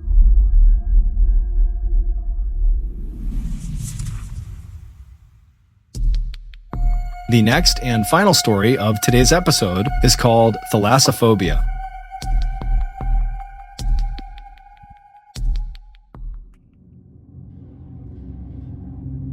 In 1990, 46-year-old Alex Kirstich was a marine biology high school teacher by day and a documentary filmmaker by night. In July of that year, he and 3 of his friends were in Mexico working on a documentary about sea life in the Gulf of California. They had already shot a bunch of footage during the daytime, and now they needed to go out and get some nighttime footage as well. On the evening of the 25th, Alex and his 3 friends boarded a 70-foot research vessel with all of their diving and camera equipment. They waited until just before sunset to leave the harbor, and then it was a 30-minute transit to this area just north of La Paz that they had been told was very active at night. Once the ship was stopped, they threw their anchor down and then turned on these bright spotlights and aimed them into the water. And then one of the ship's crew members put a big piece of tuna onto his fishing rod and then cast it out into the water to try to lure some animals to the area. A few moments later, a black mass suddenly came up to the surface, ripped the tuna from the line, and then vanished as quickly as it appeared. Alex and his 3 friends didn't get a good look at it. They saw it happen, but they had no idea what it was. So they told the ship crew member to put another piece of tuna on the line, throw it out there, and see if they can get a better look at this thing. And so more tuna was put on the rod, it was cast out, and then seconds later, a black mass rushed up to the surface, grabbed the tuna, and then went back down again. But this time, with Alex and the others looking really intently at it, they picked up what looked like a red and white flash, like a strobe light on the skin of this creature as it descended down below. And they looked at each other and they thought, could it be? And so another piece of tuna was put on the fishing rod, they cast it out into the water, and this time, before anything could come up and take it, deep down below, they see a flash of red and white all over the place, like a bunch of strobe lights going off. And then dozens of these creatures rocketed to the surface, thawed over this tuna, and then descended back down into the deep water. And so now the men look at each other and they're grinning because they know the red and white flashing they are seeing is a trademark of a very rare creature. It's their skin changing colors. It's how they communicate with each other. And this creature is so rare that at this time, no one had actually filmed it alive. There was only footage of it dead after it washed up on shore. And so suddenly Alex and his team are thinking, man, our documentary is about to become legendary if we can just get in there and get the footage. And so the men eagerly put on their dive equipment, got their cameras, and prepared to enter the water. Had they consulted with anyone who studied this rare creature, they would have been told that getting in the water with them was a horrible idea and could easily get them killed. These rare creatures are called Humboldt squids, and they are 8-foot-long apex predators that live in the deepest parts of the ocean. Because they almost never come up to the shallow waters, we know very little about them. What we do know is that, like all other squids, they have 8 arms along with 2 long tentacles that have all these suckers on it, and inside of the suckers are these teeth, these little daggers that they use to latch onto their prey, and then they pull their prey in towards their center, and at their center is this opening. It's their mouth, and it's called a beak. And it literally looks like a bird's beak. It's this hard thing that sits there and opens and shuts, and they use it to bite into their prey. And then inside of their beak is their tongue, and on their tongue are hundreds of sharp little daggers like more teeth that they also use to shred their prey. Typically, these jumbo squid will sneak underneath their prey and then suddenly shoot up, grab them with their 2 tentacles, and then drag them down to the deeper water where they feel safe. And then they begin the horrifyingly slow process of eating their prey alive because they have a gag reflex that prevents them from eating quickly. Humboldt squids are very intelligent, they're very social, and they're very aggressive towards humans, especially when they are in a large group or when they are eating. But of course, Alex and his 3 friends are not thinking about this. They're just eager to get into those jumbo squid-infested waters and get this footage. And so they give each other the final okays. They're ready, their equipment's good to go, and they slip off the side of the boat into the water. Once they were in the water, they sank down to 30 feet, at which point they spread out around the squid that were still darting up to the edge of the boat to try to get more tuna. After a few minutes of Alex and his buddies taking this great footage of these squids, a 14-foot shark suddenly comes into the mix and tries to eat the tuna off the side of the boat. But, ironically, on its way out after not getting any tuna, the shark got its tail fins stuck on the actual hook and then became bait for the Humboldt squids. And seconds later, these squids began ripping the shark apart.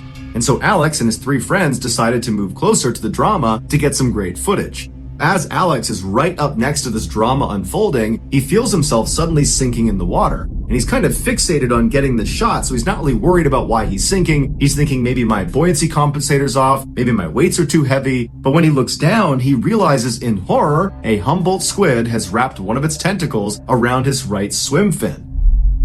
And so he instinctively begins kicking the squid's tentacle with his left leg. He gets it to release him, and in a panic, Alex begins swimming back up towards the surface. But he's still 40 feet away at this point from the boat. And at this point, the other squid had been alerted to Alex as now being considered prey. And so as Alex is going up, from behind, another squid comes up and wraps its tentacle around his neck. And his neck was the only area on his body that was not protected by his neoprene wetsuit. And so the daggers inside of these suckers on this tentacle dug into his neck, all around his neck. So his neck's being cut into and he's being strangled and being pulled down by this squid. And so Alex begins punching and squeezing and pulling on this tentacle, fighting for his life. And he manages to get this squid, the second one, also to release him. But by now, he's been pulled down to 50 feet. He's got a ways to go to get back to the boat. And the other squid are all coming over. They're converging on him because they're all communicating that here's our prey, here's our other meal. And so Alex tries to swim as fast as he can back to the boat, but he only made it a few feet before another Humboldt squid darted up and came right up to his face, wrapped both tentacles around his entire head, blinding him, and he immediately felt the beak pressed up against his face, and it was opening and closing, trying to bite him, but it was biting down on his dive mask that was basically saving him from having his skull crushed by this squid. The squid became frustrated because it's not digging into Alex's flesh, and so it readjusted its grip on him by sliding down to his midsection, where immediately it begins pulling him down violently in these pulsing bursts. And so all Alex starts doing is punching and hitting and doing everything he can to get this thing off of him, and then for some reason it does release him. Maybe it was just so frustrated that it could not puncture into him. And so Alex is now down to about 60 feet, and he starts swimming as fast as he can with all these squids all around him, but for some reason, none of them attacked him. And so Alex swims up to the boat, and before he actually gets on board, he looks down back into the water, and there's just dozens of these squids that are flashing red and white at each other, just kind of hovering in the water, not making any move towards him. It was like they were just watching him. Alex sprinted up that ladder, got into the boat, and shortly after, his 3 friends came out of the water as well. They were unharmed. Alex had deep cuts all around his neck from where the tentacles had driven their teeth into his throat, but besides that, he was physically okay. Mentally, he was a train wreck and was very traumatized from this event, as you could imagine. Today, his encounter with the jumbo squids is a thing of legend in the diving community.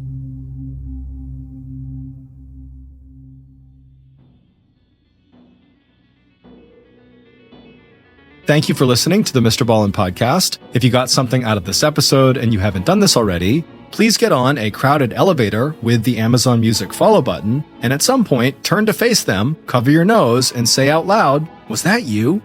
This podcast airs every Monday and Thursday morning, but in the meantime, you can always watch one of the hundreds of stories we have posted on our main YouTube channel, which is just called Mr. Ballen.